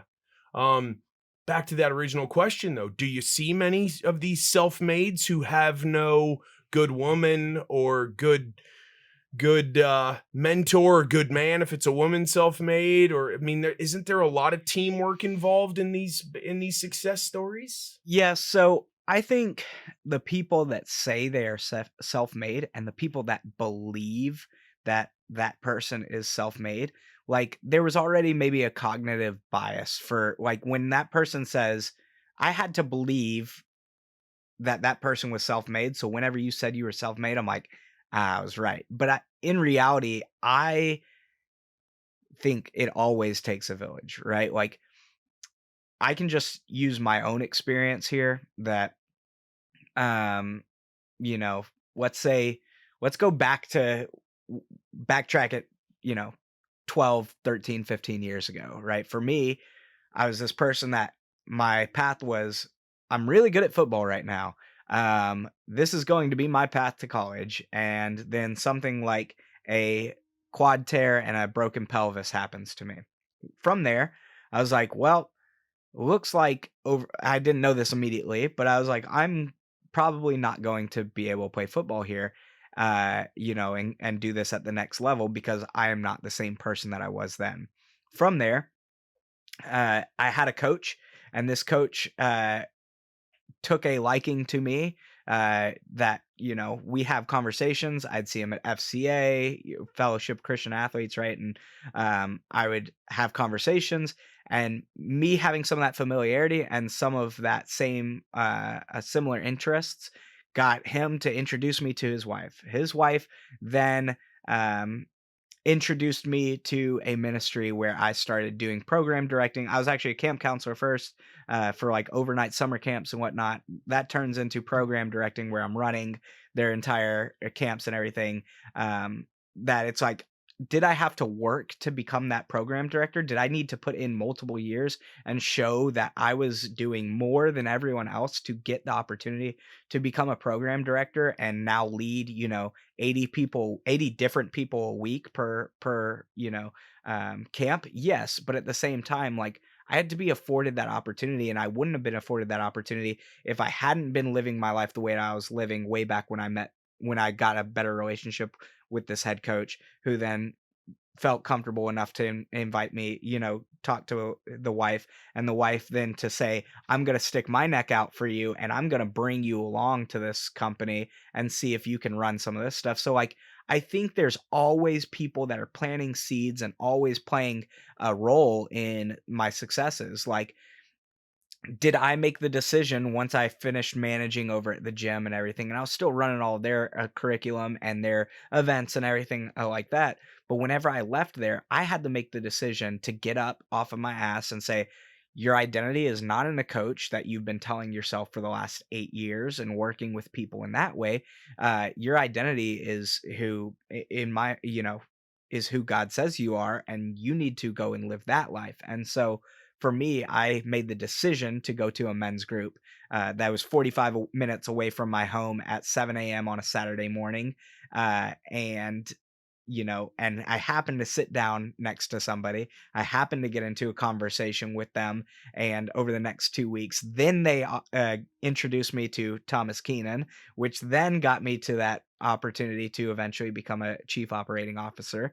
And is like, all of those things, I had to make a decision. I had to make a choice to say that I'm going to do this, but I always had somebody else helping me connect those pieces together to ultimately get to that next level. And I would have never even gone to that men's group if there wasn't a person from the gym that I had worked with for 8 years saying, you need to come to this men's group on Saturdays. And I was like, I work Saturdays, 8 a.m. to 8 p.m. every single Saturday. Well, when I leave, he's like, so you're going to come on Saturdays? And I was like, man, like, I got a lot of stuff going on. I'm having my own issues right now. Like, this is a hard moment for me to have left, because I've left what I felt like is my last decade of work. And so I was going through my own things, but he continuously kept trying to get me there. And he finally sends me a text message and he says, this is the last time I'm going to text you and invite you. And I was like, shit. Now takeaway. Exactly. Takeaway. He said, it's the last time. He said, if you don't show up, I'm not going to ask you anymore. And I was like, I have to go now.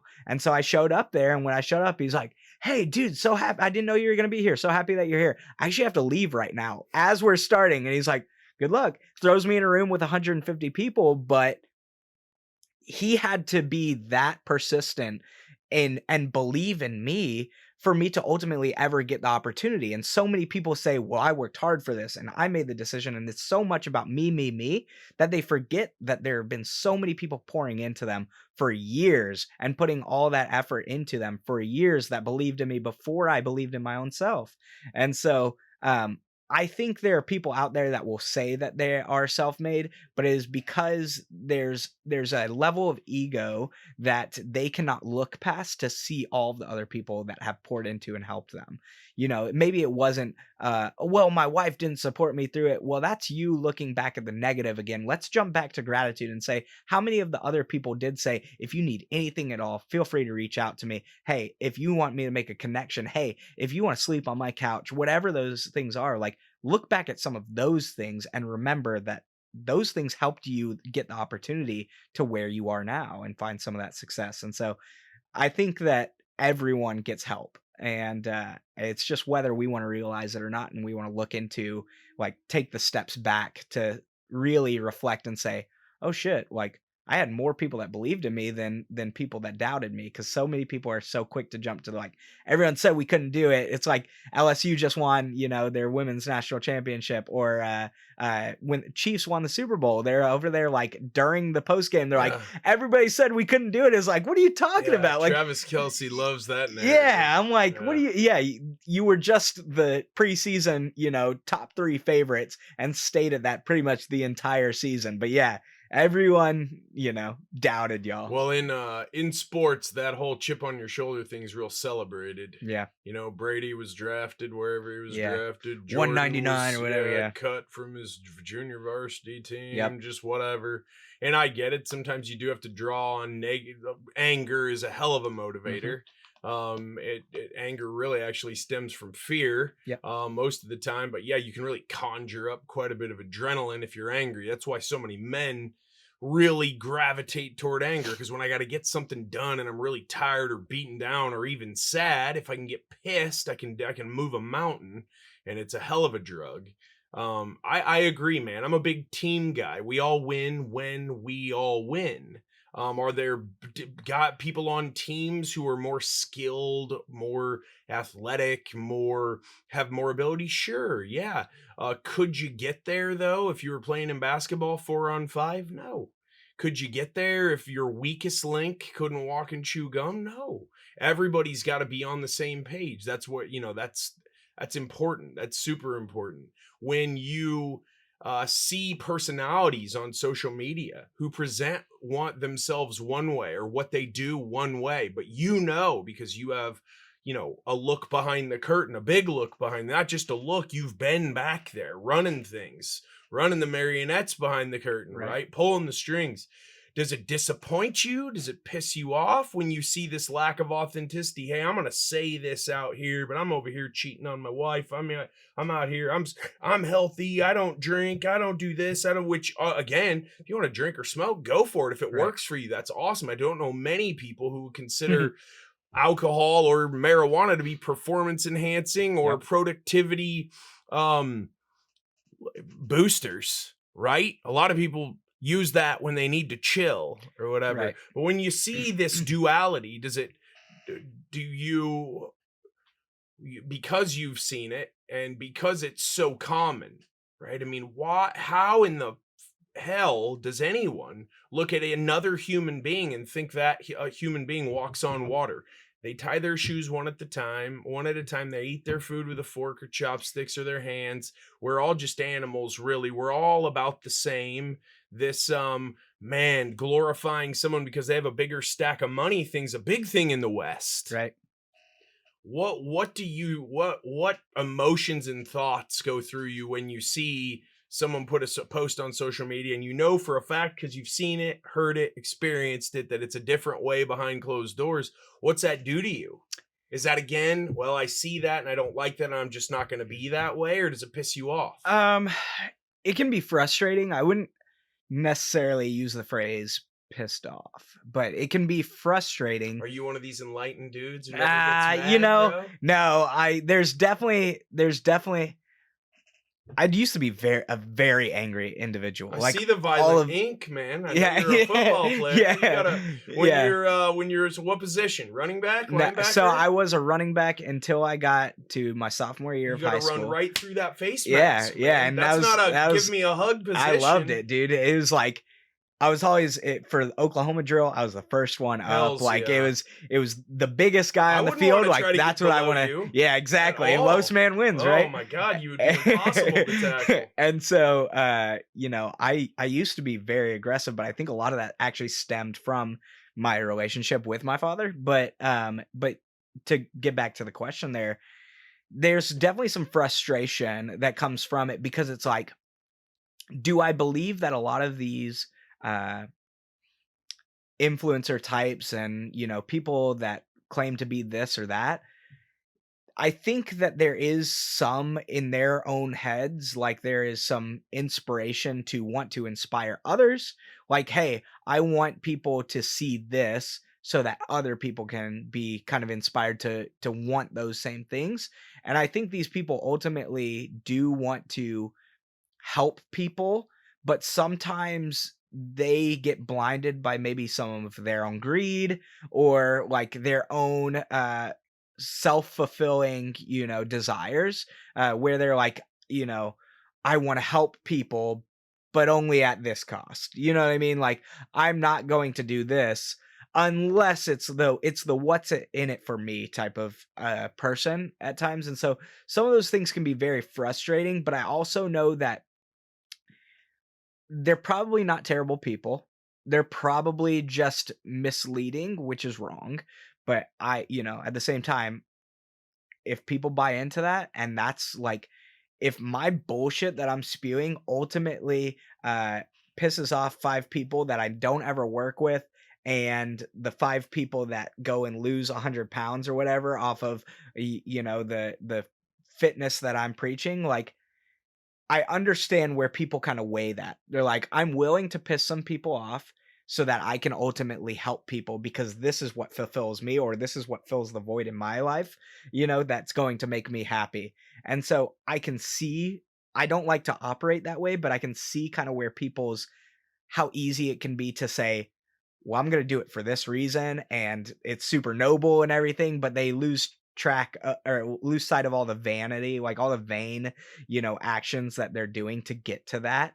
And so, it can be frustrating, and it can be, it just makes you a little bit more aware of what's out there. And I'm lucky enough to like sit there and say, hey, if you come up in a conversation, I'm going to tell you how I feel about that person. Like, if you're one of these gurus out there and you're saying this and this and this, but I know that that's not true, I may not blast you on social media, but anytime that someone's like considering it, I'm going to tell you the truth.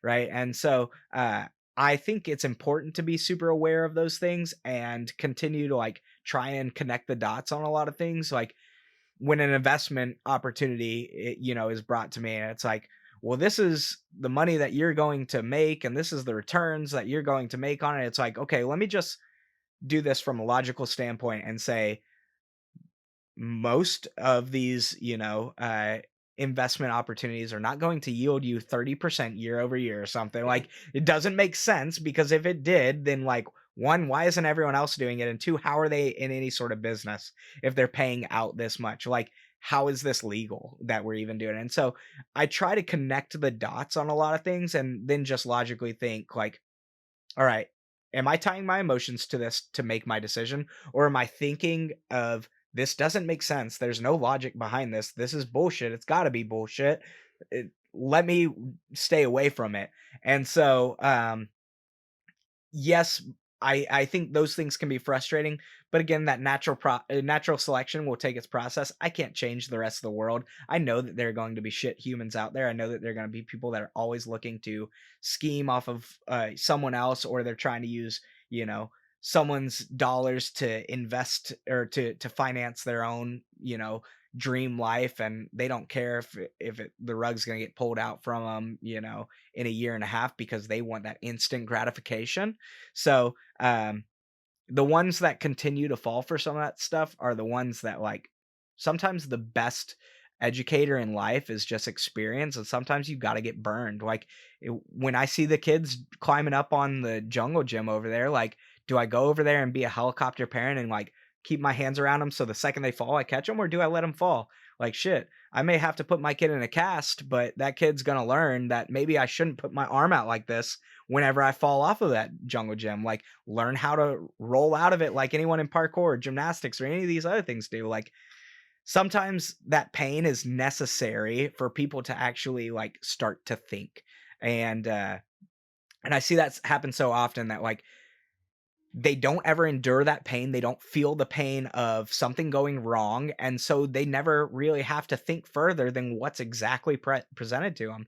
And that's why like entrepreneurs are such an interesting breed, because it's like, well, I've got this great idea, I'm bright-eyed and bushy-tailed, and then they get hit in the face with like taxes or, hiring or HR, like all these different things that have to go into renting a space or buying our own property or anything like that. Like, just all these operations things, they get hit in the face, and that's what allows them to continue to grow. If they don't continuously get hit in the face there, they're like, they'd always be right here. And the second, imagine being 3 years in and you never have a sign of adversity and everything comes crumbling down. You're going to be this like roller coaster of emotions where I want to see the person who's been forged in fire so that every time something goes bad, they change this much every single time. They just continuously kind of work their way up. I don't want this in business. This is crazy, right? I want that person that is, yeah, you might be not necessarily shell shocked, but you might be surprised by a couple of things. But over time,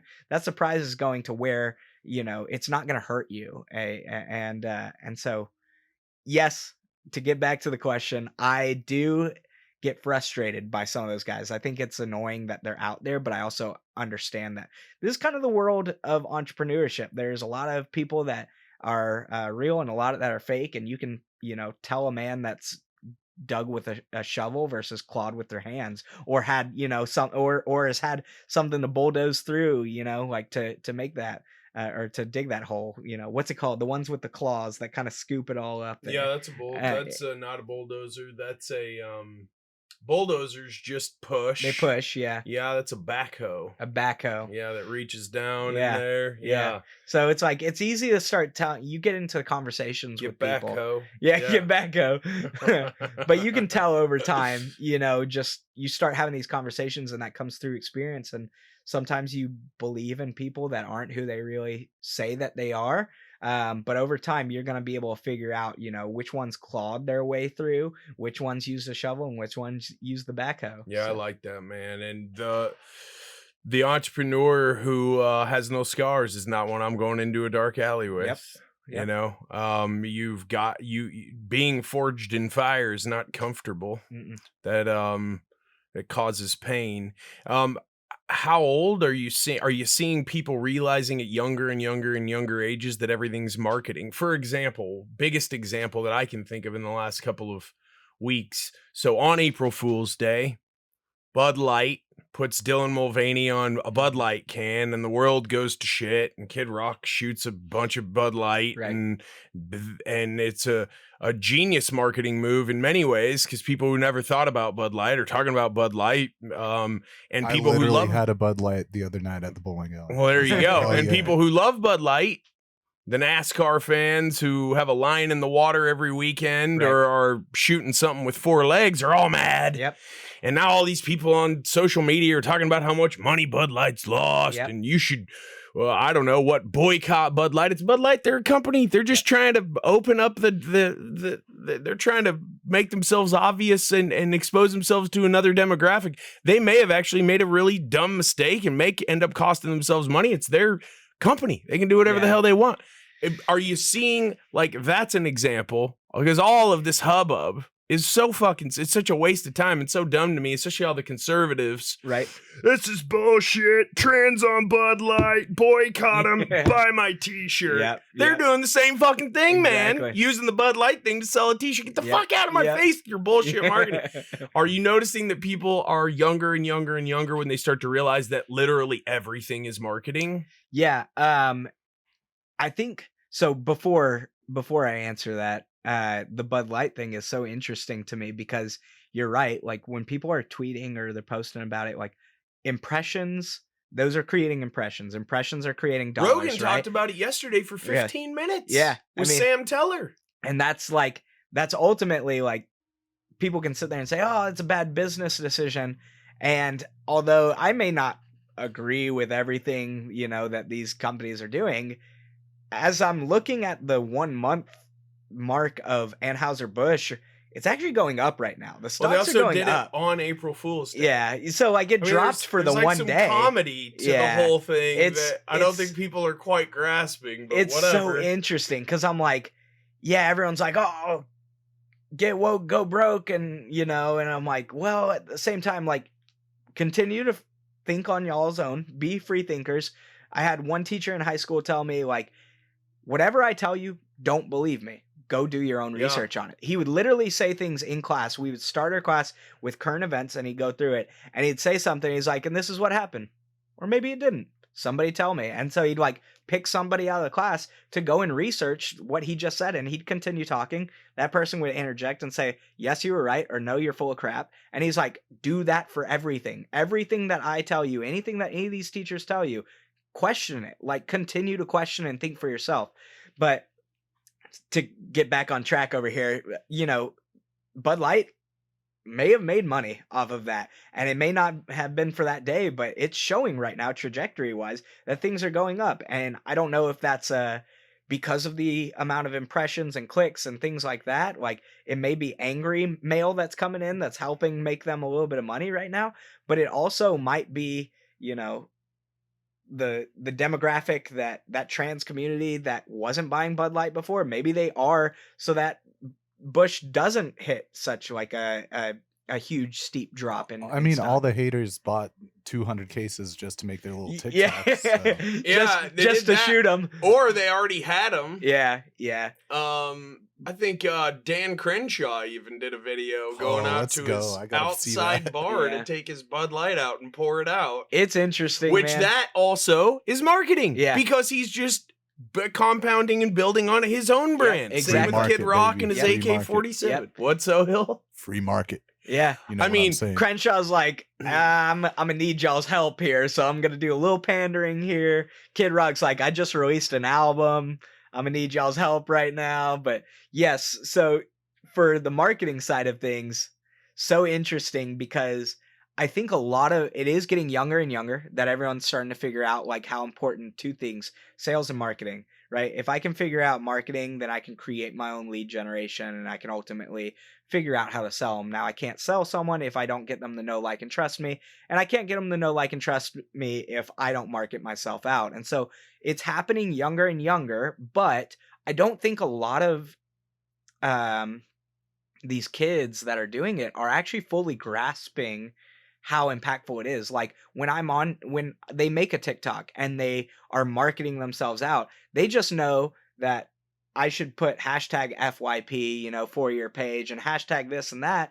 And then you start seeing them like the hashtags that don't make any sort of sense, but you know that's going to get them into broader audiences. And it's like they understand kind of the concept of it, but they don't fully grasp how powerful some of that stuff is. And so it's been really cool. Honestly, like, my mind, I love kind of seeing some of that stuff. You know, you can take what you like from it and leave what you don't. And so I'm constantly learning. And so when it comes to seeing like some of these younger cats out here, the ones that don't fully grasp it, they use it kind of in this innocent way. Like it stems from a good place. What I see for a lot of other people, I've seen like a lot of 20 to 23-year-olds that are now these life coach gurus and everything that have figured it out 5 years prior, but now they're using it in that crappy way of like, well, I'm now just going to get my money and I'm going to head off to Bermuda or something, you know, or you know, Belize, and I just made my $1 million, and I'm really, or I'm these people that live this like influencer lifestyle of, I run an e-com store and I put $999,000 of ad spend into my $1 million, you know, that makes me $1 million each month. And then I'm just living off of Amex reward points, but everyone thinks I have a whole bunch of money, but it's like, no, I spent 900,000 plus on my Amex, and now I'm going to, you know, Dubai over here, and you think I have a whole bunch of money, but really I just paid for my first class and my entire stay out there and all the experience stuff where I get to be in the sand buggies and all this other stuff with Amex reward points. Like it's just the ones that are figuring out and they do get the grand scheme of it at a young age, you're seeing the immaturity kind of play into their lifestyles. And so just like a lot of these other guys, they're going to be one of those ones that they're a flash in the pan. They show up real quick and they figured out this is my shortcut to money, but shortcuts to money don't mean that you're going to keep that money long term. And I like to surround myself with the people that like, no, I'm going to do things the right way, and that may take me longer. Like, it's not going to be a pitch to close in 1 week. It's going to be a pitch to close in 9 months, because I have to continue to nurture that relationship and do things what I consider the right way.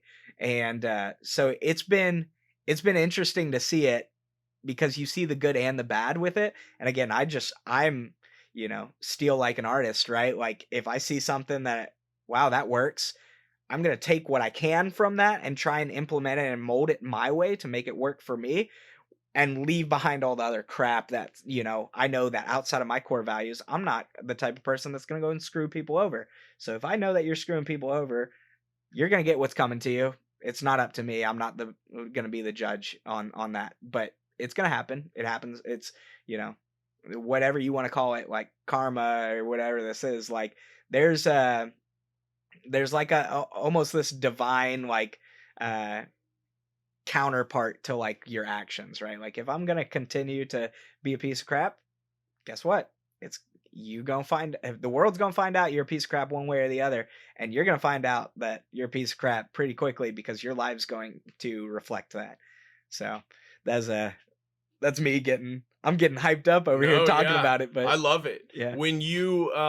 When you first started learning the craft, the sales craft of working with clients, helping them find a good fit for themselves in terms of buying like maybe a sponsorships at events. Yep. And then you told me that story when we first met up and I had coffee a couple weeks ago where, instead of just selling them one package, you figured out a way to give them as much value as possible. You made it an easy button where, hey, if you sign up for this program, I'm going to do all this, and this for you. It's going to really help pour some gas on your fire. It's really going to get you some brand recognition. Were these things that you kind of organically figured out, or were these recommendations that you started taking a recommendation from here? I think a realtor, you said, recommended one approach to you, and you started to kind of put those together to create your own style, because every good salesperson has their own style. It works really well with some people. It doesn't work well with others. Sometimes as a salesperson, you have to figure out what type of person you're communicating with. Right. Not to be inauthentic, but we also all have bills to pay. Yeah. And if you're in sales, you're not paying your bills if you're not closing deals. And so learning how to listen first, how to really hear what they're saying, because you might ask a question but then get an answer to a totally unrelated question in the answer. Yep. And so the listening part of sales is so important. How did your salesmanship chops evolve? Trial and error is, I feel like everyone, you got to kind of find your voice in it. Forged. Exactly. And so, relatability was really big for me when it comes to conversations. Like, I feel like I've worked with people in everything that I've done for so long that I have a little bit of experience in being able to just listen. All right, now's the time to listen to it. Now's the time to actually listen to it and give some feedback on it. Because some people want to hear like, oh, I told this story about I'm on a boat. It's like, oh, my uncle has a boat and they did this and this. And that's another funny story. They're like, relatability right there. Some people were like, here's the story about my uncle's boat. And they're like, wow, like, that's really cool, blah, blah, blah. But they don't need you to tell the story in return, right? But like, some people bond that way, some people don't. And I started out as like being this salesperson that I thought I was supposed to be, where it's like, well, the ones that are revered out there in the world, the best in the world, are like the ones that take no for that don't take no for an answer. There's pressure in the sales and everything. I'm like, one call closed, bro. Exactly, and that is not me at all. Like, and I cannot even play that persona. Like, I probably tried for like 2 weeks, and I was like, well, this sucks. Like, I feel like a jerk. Like, I feel like an idiot doing it already. So for me, it was, I need to listen to what your needs are. All right. And then see if I can even be a help to it. And let me just be transparent all throughout this whole process. Like, if I'm going to be able to help you, I'm going to let you know. And I'm going to tell you how this is helpful. You can have an objection to that.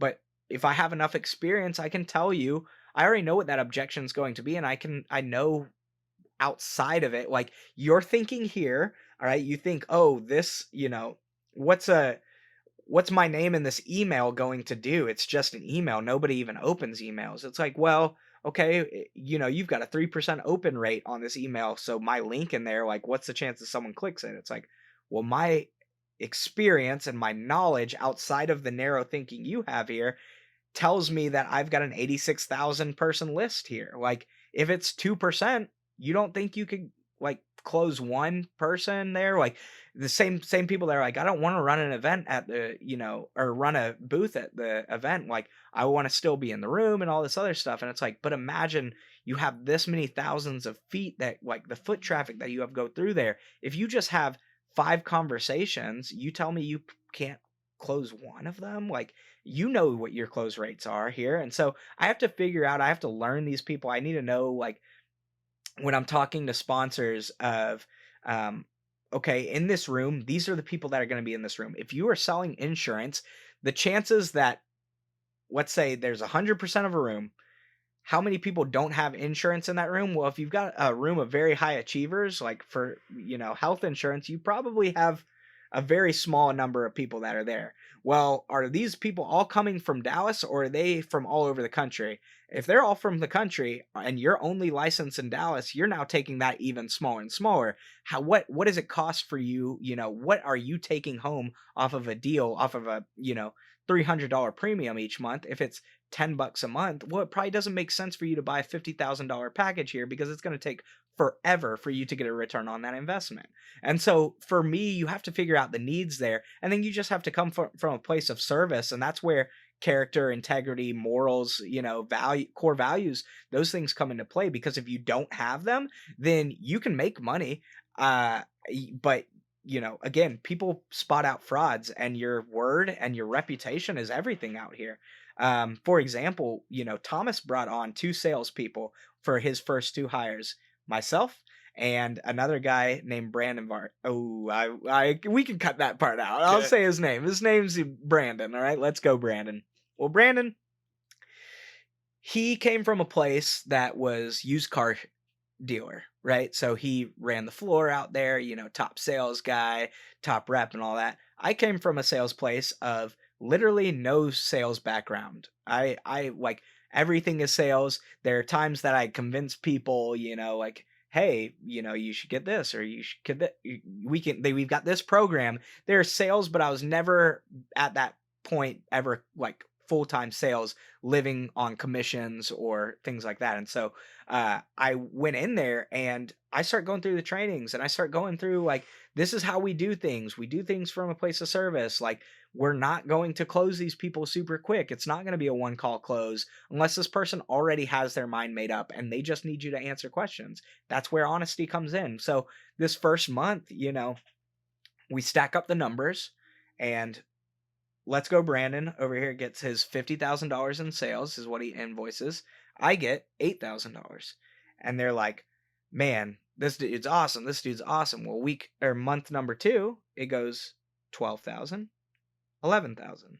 Next month, it goes 22,000, 2,000. And at this point, this guy that had done these pressure sales, these people are also charging back. They're also doing these things. He pressured them in the beginning, and he made his money really quickly, but then that did not sustain it at all. And mine was growing each month to where, I was able to, same thing with sponsorships. I was able to start taking these people that first gave me $2,500, or they gave me $1,000. They gave me $2,500, then $5,000, then $15,000, then $25,000. And these same people keep coming back. And, I was able to ask multiple people and get $250,000 out of multiple different companies. And for a second time in a row, get $150,000 from this person. So like in the span of 12 months, he's paid me $300,000, this one company. And it's like, I couldn't have done that if I didn't serve these people, if I didn't do this from a right place, because they would have sniffed it out. They would have seen that he's money hungry, he's got commission breath, and at the end of the day, all he's trying to do, yeah, right? They can smell it. They can smell it over the phone, and so when they've got that, they can tell over time, because what you promised me is no longer matching up to what I'm getting. And I always underpromised and over-delivered. I sold off of worst case scenario. Hey, worst case scenario, you give me this much, and that you're going to get this list of, the names of the people in the room, and their email address or something, or like whatever these people opted into, or that you're going to be around, you're going to have free access with your team. I gave you 10 VIP tickets. So you're now able to bring your people into this room of high achievers that that there's opportunity for them. So if y'all just have y'all's shit together, y'all should be able to make money out of this. If you're not, you're doing something wrong. And if you don't think you can make money off of this, let's talk, and I'll find a way to make sure that you do. I will make, like, if you don't know how to do a trade show and make people want to come to your booth, let's talk. I've seen and run enough of them that I know what works and I know what doesn't. I know that when you give something of value, people will show up. And if you're just saying, hey, buy my crap, like, it doesn't work. But what happens to the people at the trade shows that are like, hey, if you just type this into the iPad, you could get $50,000 in a trip, and a lifetime cruise, whatever. It's like, well, that's a value to people, of certain people, a certain type of people. And so, that's what's working. And why don't you take a page from their book and do something like that? Like, I've seen people that had the little spin wheels, and there are people that go in there just to spin the wheel, don't even want what's being sold at all, and then they spin the wheel. Oh, now I'm in a conversation. Haha, you're funny, I like you. Now I'm gonna buy your stuff even though I didn't have a need for it before. You ever do that at, like, the state fair or something? Sure. You're like, I just bought some new shoe shine that I didn't ever need and I will never use, but this guy was good at what he did, and I respected it. And so I always tried to lead from just a place of service when it came to sales and relationships. If you can just continue to nurture and build those relationships, I think relationships and connections are really everything in life. And so for me, like, that's just always been where my mind goes to. If I'm doing it out of a place of a different motive, like if money was, the times that money was a motivator in the past for me, where I was like, man, like, I'm living paycheck to paycheck, which there were times that I did that, right? And when I was living paycheck to paycheck, there are times where I'm like, well, I'm not going to do this unless it's paying me this. And I'm only going to do this now that, like, I'm in a good financial situation and everything too. My mind is like, the more that I give, the more that I receive anyways. And I'm not doing it for that reason, but that's just the way that the world kind of keeps turning for me. It's like, you keep giving to people, and over time, like, whether they pay it back or not, it doesn't matter. And I learned that. It was really cool. Like, that sticks in my mind because my best friend, we would always, like, anytime we go out somewhere, like, sometimes, hey, we're going golfing or something like that. He's parking the car. I just pay for his stuff. And he's like, oh, you paid for mine? I'm like, yeah. And he's like, well, let me Venmo you. No, don't worry about it. Hey, we're out at dinner or something like that. And he just like, just throw it on one card, like, just out of, a convenience. And he pays for it. And it's like, there's never this, no, don't pay for me, like, let me block your blessing that you're trying to give. It's never any of that. And it's never this, no, I need to pay you back, or you have to pay me for this type stuff. It's never been that, because he said to me one time, he goes, it all gets paid back one way or the other. And it's like, it's so true, because it has always paid its way back somewhere, one way or the other, whether it's him just having that respect for me, that he's willing to introduce me to people that are of influence in his life, and he's not, he's just known this guy has always moved a certain way, and I know that for a fact, that I can trust him, that it's going to work out. And so, like, whenever I trust him with more responsibility, I know he's going to take care of it. When I trust him with, my relationships or my family and things like that, I know that he's going to do the right things when he's around them. And so I just try to live my life like that. That's awesome. Yeah. Have you noticed how younger millennials who are in sales struggle with the follow-up process? And is that attributable to our just amped up shorter attention spans? Or is that just a systems and processes and protocols problem, where if you've got a list of prospects, you keep a list of follow-ups, hey, can I follow up with you in 2 weeks on a Tuesday? No, Thursdays are better for me. Okay. And you're writing it in your book, you're putting it in your calendar, and you're just staying organized? Or is it just that people there's just this malaise, this lack of ambition that's almost like settled in on just society as a whole, because I feel like everyone's got a hangover from the cold. They all gained 20 pounds when we sat at our houses and couldn't see each other, and now it's just like no one can break out of it. If you know, man, I've really noticed that. Like, for example, I'm, in the market to buy something that's high ticket. The follow-up process from one competitor is so much better that even though I really want to buy it from a different competitor, I feel like this other guy's going to pay more attention to me after I buy anyways, because he's all in, or this other gal, because they're following up. And the follow-up process to me has always been my strong suit. Always leading with the value, burying the ask, never high pressure. Even someone who wanted to sign with me right then, right there, I'd always say, sleep on it. Let's talk tomorrow. I'll swing back by. And then my follow-up game was just absolute, just tenacity defined. Like, you're not getting rid of me until you tell me to fuck off. Yeah. Was your follow-up process, has that evolved too? With just the same as your salesmanship skills have evolved? Or It definitely has. I think there's so much that goes into that question. So you say, like, is it a system and process? Is it kind of like a work ethic thing? Like, I think all of those things go into it. I also think now more than ever, because of how much opportunity there is out there, I think that there are certain people in certain circles that do not need, that money's not a motivator for them. And so, like, yeah, I'll do a sales job because, like, I like the money, but, like, there's salespeople that work when they want to work. You know what I mean? Like, the old joke is, like, if you're in sales, you don't work on Fridays, right? There's, like, a very corporate sales mindset in the world. Like, if you're in sales and you're in a corporate building, it's like, you only work these days, and you're always the person that's like, there's an ego to the salesperson. Oh, I'm the reason that the company is even still alive. And it's like, I think that there's some people that like that lifestyle, like Drewby always makes the memes of, like, salespeople. It's like hookers and blow is like, that's them. Right. But I think there's also systems and processes and KPIs that a lot of companies, they just don't really know what they don't know in that. And so they don't know, like, how do I track these things? How do I come up with this? But those same people that I always like, they just don't have work ethic. I think those same people can have a great work ethic whenever it's something that they actually care about and they're passionate about.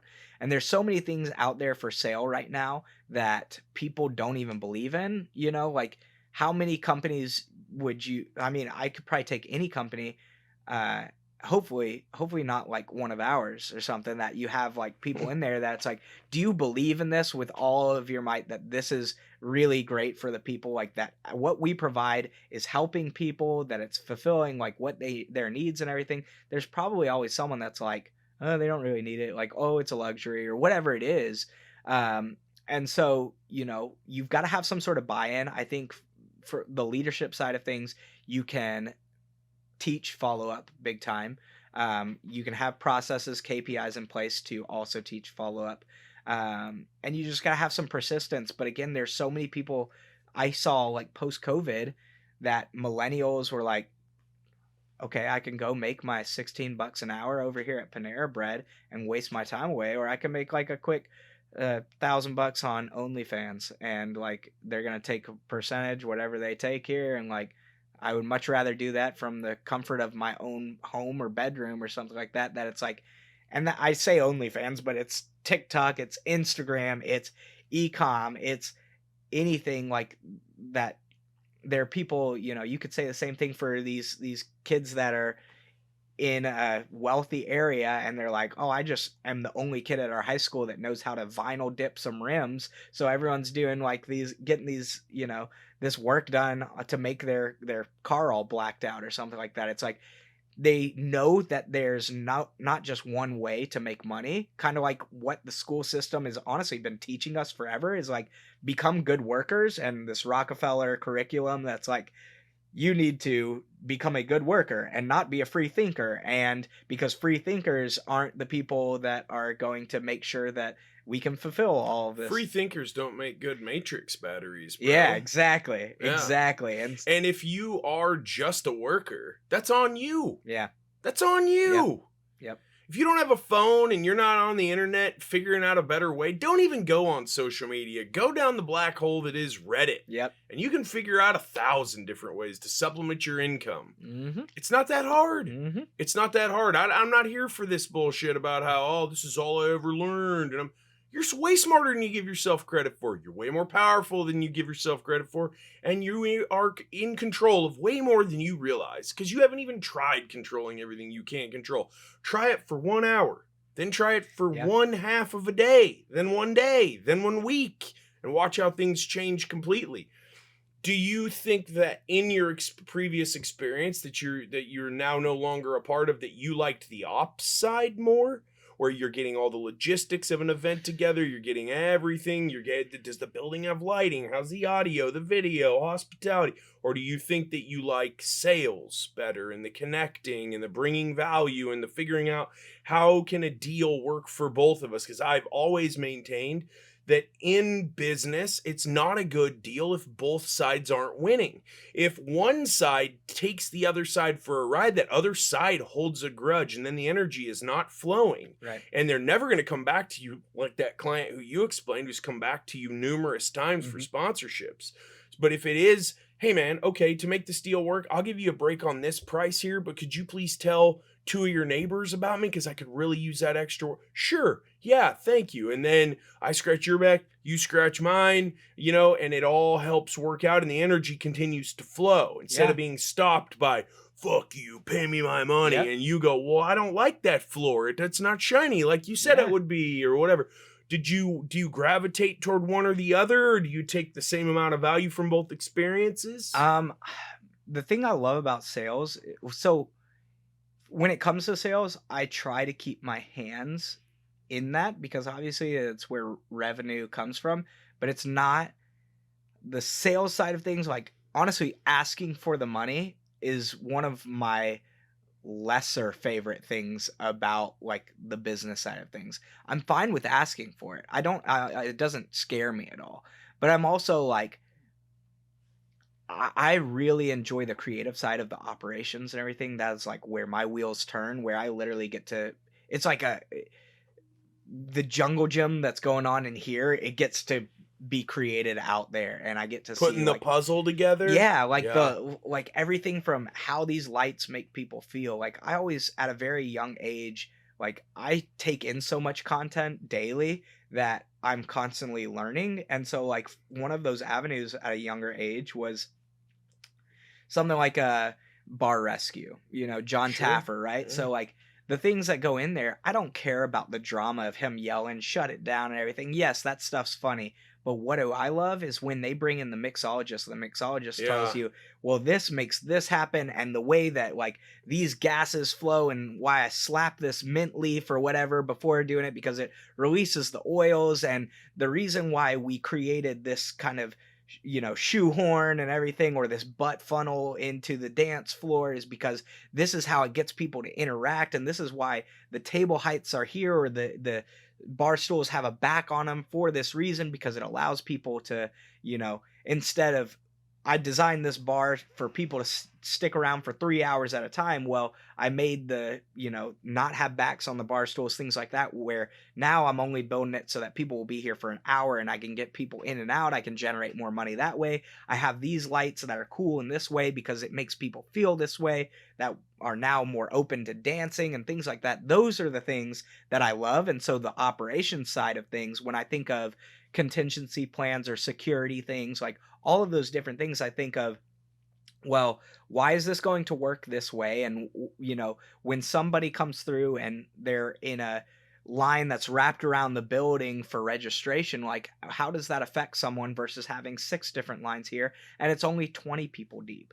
How does, how do you feel whenever you have a same idea, like long line for your buffet, or when I'm sitting in an uncomfortable chair, or when the room is really warm, or it's just like at this kind of your typical room temperature, 72 degrees or something, or when it's really cold? what is their attention span when it is freezing cold in there versus are they falling asleep in this room temperature? Like all of those different things, they go into how I craft each of these little these experiences. And so I love that side of things. I can tell. Yeah. So That's like cool. sales is fun because it's still psychology in the same sense, right? And making money's cool too, like I don't hate that. But I never want to feel like I am being the taker in a situation. And so there's always some of this back and forth of making it the right deal for both of us. It needs to be mutual. And there are times where you're just going to have conversations that it's not going to work for both sides and you just got to walk away from it. And I hate that because I see how I can help this person and they're, and they just don't see it. And, or that initial contact, like, how it is like, oh, I want more information. And the second that someone calls you, you're like, how's this going to go? There's a little bit of defense, there in the beginning. Are you going to immediately are you going to answer the questions that I have for you? Or are you just going to keep pushing me towards, well, we've got the special that if you act today, I don't want that. And so maybe that's kind of the reason why I don't love sales as much, but I've done it out of necessity. And I also like to keep my hands on some of that stuff, not to bottleneck anything, but also to be able to overlook some of these deals and say, yes, this actually helps us. Or, hey, you're robbing this guy blind right here. Like, no, give them something more here, or or don't even tell them that you're going to give them more and just go give this to them. And that can enhance that experience where now, instead of us, where I thought you were robbing them blind, now we've given them so many bonus things that we didn't even tell them that we were going to give, that now they're like, oh, I would do this again. It's not I'm broke even. It's now, they added in so much extra that I may have even just broke even on this, but I'm going to come back and do it again. Because it's exposure, it's, brand awareness, it's things that over time are going to pay off, just like what we do every single day. The reason we do things like podcasts is because this can live forever. And this will, when someone looks at your page and they see, oh, he's done 100+ podcasts, they're going to look at that a lot higher than someone that only did 5 of them. You know what I mean? Like there's an authority. This person's a thought leader. They have something to say. They bring on interesting people, and that does something to somebody's psychology that, like, okay, this person actually has a little bit of credibility behind what they're saying and doing. So sales is cool, but the psychology side of the operations, I love that. But it's so important now that you're embarking on building your own brand, right? And building your own business, or whatever this coalition is that you end up moving or broadly collaborating with several different organizations, however it is that it ends up bearing out, Mm-hmm. that what wearing each hat in each department takes. Yep. Because when you're an entrepreneur, if you've never sold, you're at a massive disadvantage, because sales solves everything. Yep. And if you don't know that and you can't lead the way, and really, if you're not the best sales guy at your company, a lot of people would say you should have way better sales guys than you at your company. But I think that a lot of times a company reflects the style and the values of the company owner. If the company owner's like, hit licks, take their head off, let's go, home runs only, all this bullshit, and there's no meat, it's all potatoes, and it's just surface level, and it is just all yellow Lambos and shiny watches. Yep. Then all the guys are doing the same thing, and the shelf life of that is going to be really short. And yes, I understand scale, exit, yachts, all of that. Awesome. Let's do it. Right? Okay. But because you know how to sell, then when you have a sales staff, you can be like, y'all, are you reaching out to your clients? Are you updating them? Are you being proactive? Are you reaching out on Fridays when we're all supposed to be on the golf course and just saying, hey, if you need anything over the weekend, I'll be around my phone. Let me know. I can help. Do they know you care? Do you follow up after the sale? Because that's then when you can go ask for those referrals, when you can turn one sale into 10. Yep. Not just because you hit it and quit it right at the beginning, or you give them a middling, average experience, then ask them for a review. And they're like, first of all, you don't want my review after this experience. And second of all, I'm never buying from you or referring to you again. Instead of like, hey, I don't really like how that went.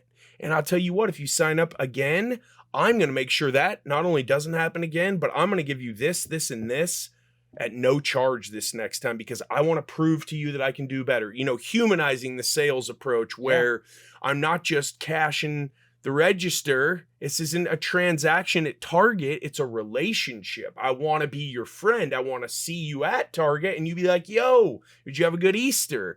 So that's important. But then also, if you've never run ops and you're an entrepreneur and you are going to be in the event planning space, most likely, you have no idea. I'm going to put my team on this. They're going to put 60 combined days into it, hours on hours. We're going to organize everything, get pricing for everything. Then I'm going to rip the rug right out from under them, steal the budget away, tell them to do better, tell them to make more with less. And you know, because that's happened, that's totally unrealistic and it's demoralizing to the culture that you've probably spent a lot of time and money to try to establish, and the skills that you've tried to help your people build. You end up just pissing them off. And that's so stupid, and it's so short-sighted, and it's so transactional. And you can't say, these are our core values, and then not even exercise those. So I think you'll find, you know, as a guy who's got some years on you, I see that. That's awesome experience that you've had. And it's cool that you can kind of see what you took from both, and that you're not just like, no, sales only, or no, ops only, I hate people, or whatever. But you're trying to be a round wheel of an entrepreneur. In my opinion, an entrepreneur has to at least be able to hold their own in every department in their company. Or I really feel like they're going to be weak. Like there's a blind spot there. And you got to understand the 48 laws of power. You have to understand that I need to be able to step in, or I need to be able to recognize when something's being done not well because I've had to do it and I know what it takes. As you take your next steps over the next months and years, are you working on some events now, or are you mostly taking meetings and networking and doing this type of thing to kind of see what your options are? Or do you have a broad overview plan, or are you taking days and weeks as they come to you and just sort of considering your options? Yeah, so I definitely have some things kind of in the works, right? So working with like a bourbon and cigar little connection group. So it's kind of like a networking deal. Something very similar. The group's called Ascendancy Group. They do a whole lot of financial literacy and whatnot, but that's funded through a brand management company. So they work with a lot of former pro athletes and things like that. But then also, you know, I've got a guy that's wanted me to run his event that puts together, you know, finances, faith, and family, all of that together, where, you know, it's a corporate conference style where we do have some of the, you know, your Ed Milet's of the world, but then also say, hey, this is all very linear or very congruent with like what our preachers or our pastors, whatever, are saying. And so he's wanting to kind of put those things together, because in the event world, that's kind of taboo, right? Like, it's happening a little bit more now where you'll bring in like, oh, here's one guy, but when this pastor is going up and he's talking on, you know, he's mentioning Proverbs or things like that, but it's not faith focused. He is a faith, you know, driven person that his worldview is now through that lens, right? But it's not focused on talking on that. And so we're trying to do something like that. That's happening in Q4. And then another dude that he actually does a lot of podcast stuff. He is starting here. He's wanting to run a pretty large event next year that I'm talking with. You actually may be familiar with him, but because he's runs in similar circles and everything. Thomas been on his show a whole bunch of times, but so there are definitely some things in the works, but I'm used to juggling so many events at the same time and not losing the quality on them, honestly. So, you know, through Apex, I was probably running from 2020 to late 2021, I was doing 6 a month and it was just me.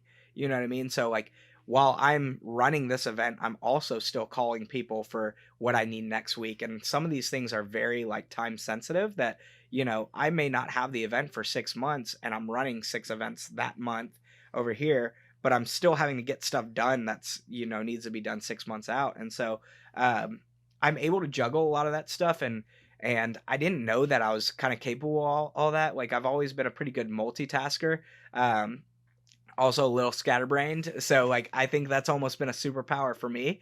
And figuring out how to organize some of that has been great.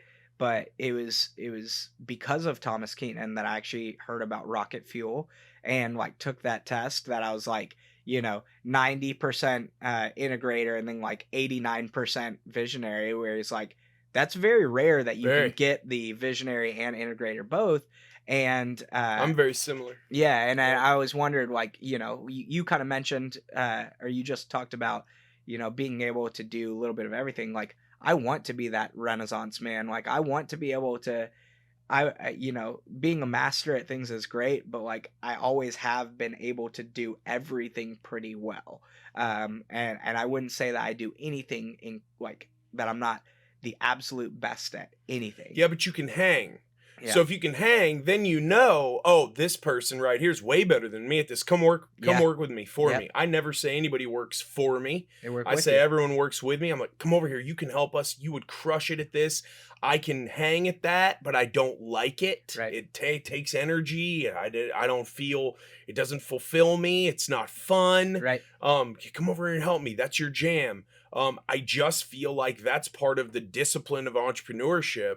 Not, okay, we have all these verticals to fill and I know this one, so I can get all the money in the door. Yeah. I just feel like those blind spots, that's not just a feeling, it's an observation that I've made and experiences that I've gone through where I'm just like, whoa, you have no idea what in the hell labor is supposed to cost or materials are supposed to cost or what the back end logistics of getting a huge project off the ground, getting it permitted or zoned or any of that takes. And those are things that can really hamstring a construction project big time. People watching this, listening to this, want to connect with you, want to pick your brain, want to connect with the people who since you are so well connected. What's the best way for JMP listeners and watchers to connect with you? Yeah. So the best place that you can connect with me is really Instagram and Facebook. Facebook, I know that like times are getting Facebook's becoming less and less, bro. Man, the Facebook, the good old meta, as they would say, honestly is great for me. That's where I really built my following. So that is Tyler Shane Dozier. Dozier is Dozier. And then for Instagram, it's official _ Tyler Shane Dozier. So it's funny. I had someone else create my Facebook back in 2008, and because I was 2008. This is gonna make you feel old right here. I was in middle school. I think I was in 8th grade. All right. And this girl that I'd been dating at the time or whatever, she's like, I'm making you a Facebook, and she's like, I don't want to just put Tyler Dozier. She's like, what's your middle name? And I told her, and so she like types it in there, makes this whole thing, and they had like my login access, right? And so like the early 8th grade stuff, they'd like post stuff out there for me, and like I remember Building getting pissed, brand. dude. No, but they like what they were posting was like the most ridiculous stuff in the world. Like it was all inside joke type stuff, and I just never changed it ever. And so like I've had people over the years that like when they meet me in person,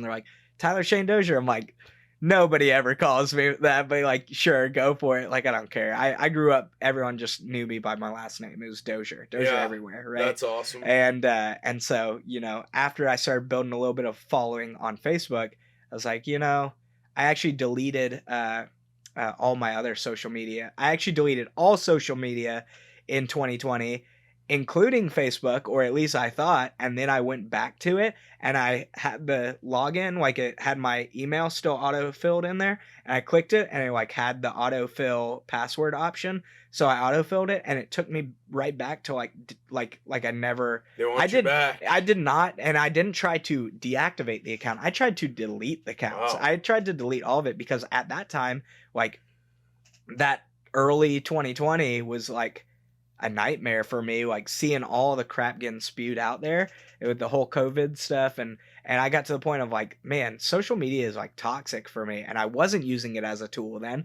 I was using it for just mindless entertainment. And then once I, started building the brand kind of back and everything, like realizing how powerful it could be and how much positivity I could have in social media if I'm surrounding myself with positive people and interacting on positive posts, that's going to start showing me more positivity. And once I figured that stuff out, dude, it was a game changer. But it was funny because the one that stuck was the Facebook. That was the only one that actually didn't get deleted, and the rest of them did. And so from there, I've just built everything back up as Tyler Shane Dozier. So that's awesome. Yeah. Well, you're Tyler Shane Dozier to social media. You're Tyler Bulldozer to me. Yes, thank you for your time, man. Yes, Appreciate you. You're a star, bro. I appreciate you. That was awesome. I love hanging out with Tyler. Young guy. I like his perspective on things. He's very wise for his age, thinks things through, and has a really, I think, a balanced perspective, especially on the entrepreneur, the influencer, guru, life coach, mentor space in which he worked for several years.